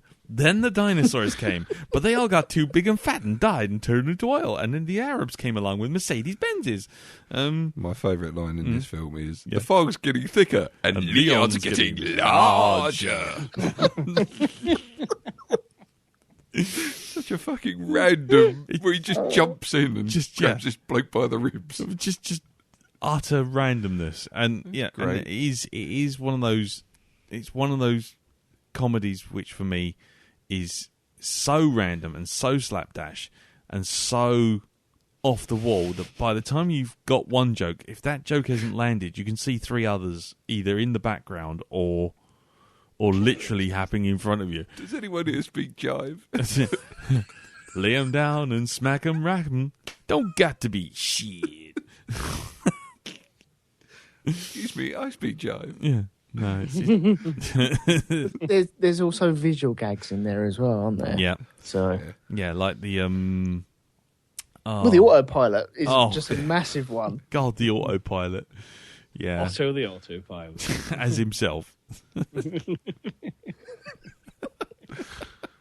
think this was Leslie Nielsen's first foray into comedy, wasn't it? Yeah, it was the one which kind of because as I've done in reverse, I'm now seeing him in episodes of Columbo being the straight guy. Yeah. And I'm like, any second now he's going to fart or something. And it's like, no, actually, this was him being the straight guy. And now, yeah, him as Dr. Roomnak is just, well, I mean, even just down to the bit with, like, you know, the Frank never has coffee at home. I mean, just there's just so much stuff. But anyway, I'm waffling on already. Guys, anything you'd like to add before we move on? Before we say goodbye? There's no stopping in the white zone. Really, Norman? You want to go there? There's always been stopping in the white zone. There is no stopping in the red zone. Striker! Striker! Striker! No, the white phone. Yeah. Billy? Well, what do you know? Scraps is a boy. Tell me, do you like gladiator movies? Have you ever been in a Turkish prison? Have you ever seen a grown man naked? This is what it's going to be like next week, isn't Yeah. it? There's no review of it. It's just Yeah. us quoting it Yeah. constantly. I just love the one visual gag which often gets overlooked, which is, to me, is the one that always gets me pissing myself, is the bit when Ruminak and Elaine are talking about the fact, we're in trouble, and basically whoever ate the fish, and then you get like Clarence over, and he's sitting in the plane, and he looks down, and there's like just the fish bones on the plate, and they start describing the things, and as they're describing them, it's happening to him in the chair, and it's just that bit where he goes, uncontrolling vomiting, and he throws up down himself, and as they do that, he goes, and uncontrollable flatulence, and you just see him go. He just farts and just falls forward on the controls while still throwing up. Oh, God. Yeah. Oh, God. And all the people trying to kill themselves every time he tries to tell them a story about Macho Grande. Yeah. Over Macho Grande? I'll never get over Macho Grande. I like Ted's drinking problem as well. God. Oh, see, with this rewatch, I'm looking forward to it because I've missed a lot of this. Yeah. A lot of the subtle jokes. I get all the jokes. Yeah. It's been years since I've seen it. I was maybe a teenager when I last saw it and loved it then. And so I'm looking forward to having a new wave of this. Yeah. Yeah, that's right. I mean, that's the thing with this. It's kind of one of those films where the humour kind of evolves as you do, or devolves, if you want to do that way. It's just, oh, God. Yeah, this is my Blazing Saddles. There's no business like no. business. No, yeah, the guy who thinks he's Ethel Merman, and it's actually Ethel Merman. You'll be swell, you'll be great, gonna have the whole world on a plate. And they all jump on him. They're starting here, starting now. Honey, everything's coming up roses. I do like the bit where you see him standing there, he's painting a picture. And it's like a soldier with his foot over his shoulder and the baby in his hand. And there's actually a bloke standing there in that exact pose. Oh, God. See, we could just do the entire film, just talk about every single bit. Should we just skip this podcast now and just carry on? Just play right through? Yeah, let's do it. It's going to be a 6-hour podcast. Just talk about it. Oh, God, no. Anyway. So, yes. I'm thinking, stuff's coming back to me, like when the guy takes off the sunglasses and he's got a smaller pair of sunglasses underneath. What's the bloke's name? Ted Stryker. No. No, it's not Ted Stryker. It's that bloke who goes walking through. Yeah, it's Robert Stack, isn't it? I can't remember his actual character name. That bit when he's walking through the airport and he gets all the charity guys coming up to him and he's just beating them and going through them all. Oh, right, okay, we've ruined the entire film for people who've never seen it before. Right, okay. Well, anyway, thank you very much for listening. If you want to send any feedback in for Airplane, send it into blackdog@geekplanetonline.com. And, I'm sure we'll read it out. I'm sure it'll just turn into a quote fest, so you could just rely on us just to say everything. But anyway, before we go, gentlemen, would you like to plug your various and sundry wares? Go on, Jim. Okie dokie. You can hear me every week on my own podcast, Hypnagoria, which you can find at Geek Planet Online, iTunes, and on Stitcher, and in other places as well. Elton? Okay. You can catch me on Shonky Lab this week, which is at currently shonkylab.rogue2.com. Which will be changing very soon because it's all screwing up. Fuck my luck. Everything else I do is on rogue2.com. You can find all my shit there. Brilliant. Okie dokie. Right, well, that's it then. Let's wrap it all up. Say thank you very much for listening. Thank you, Jim. Thank you, Elton. Thank you, Darren. No problem. And we'll see you all next week for Airplane. We got to get this man to an ambulance. An ambulance? What is it? It's a big building with patients. But I don't have time. But that's not important right now. Oh, God. It's going to be like this all week. See you later, everyone. Tatty, bye. Bye. Bye-bye. Bye.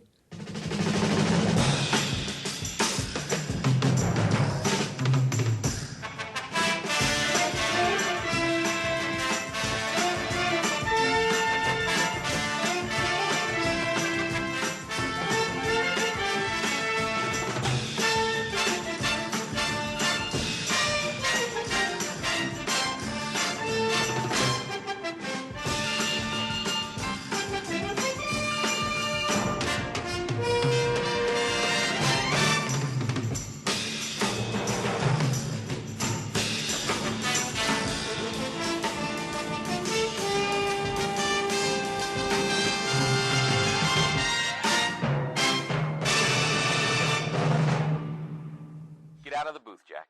No, I like it in here.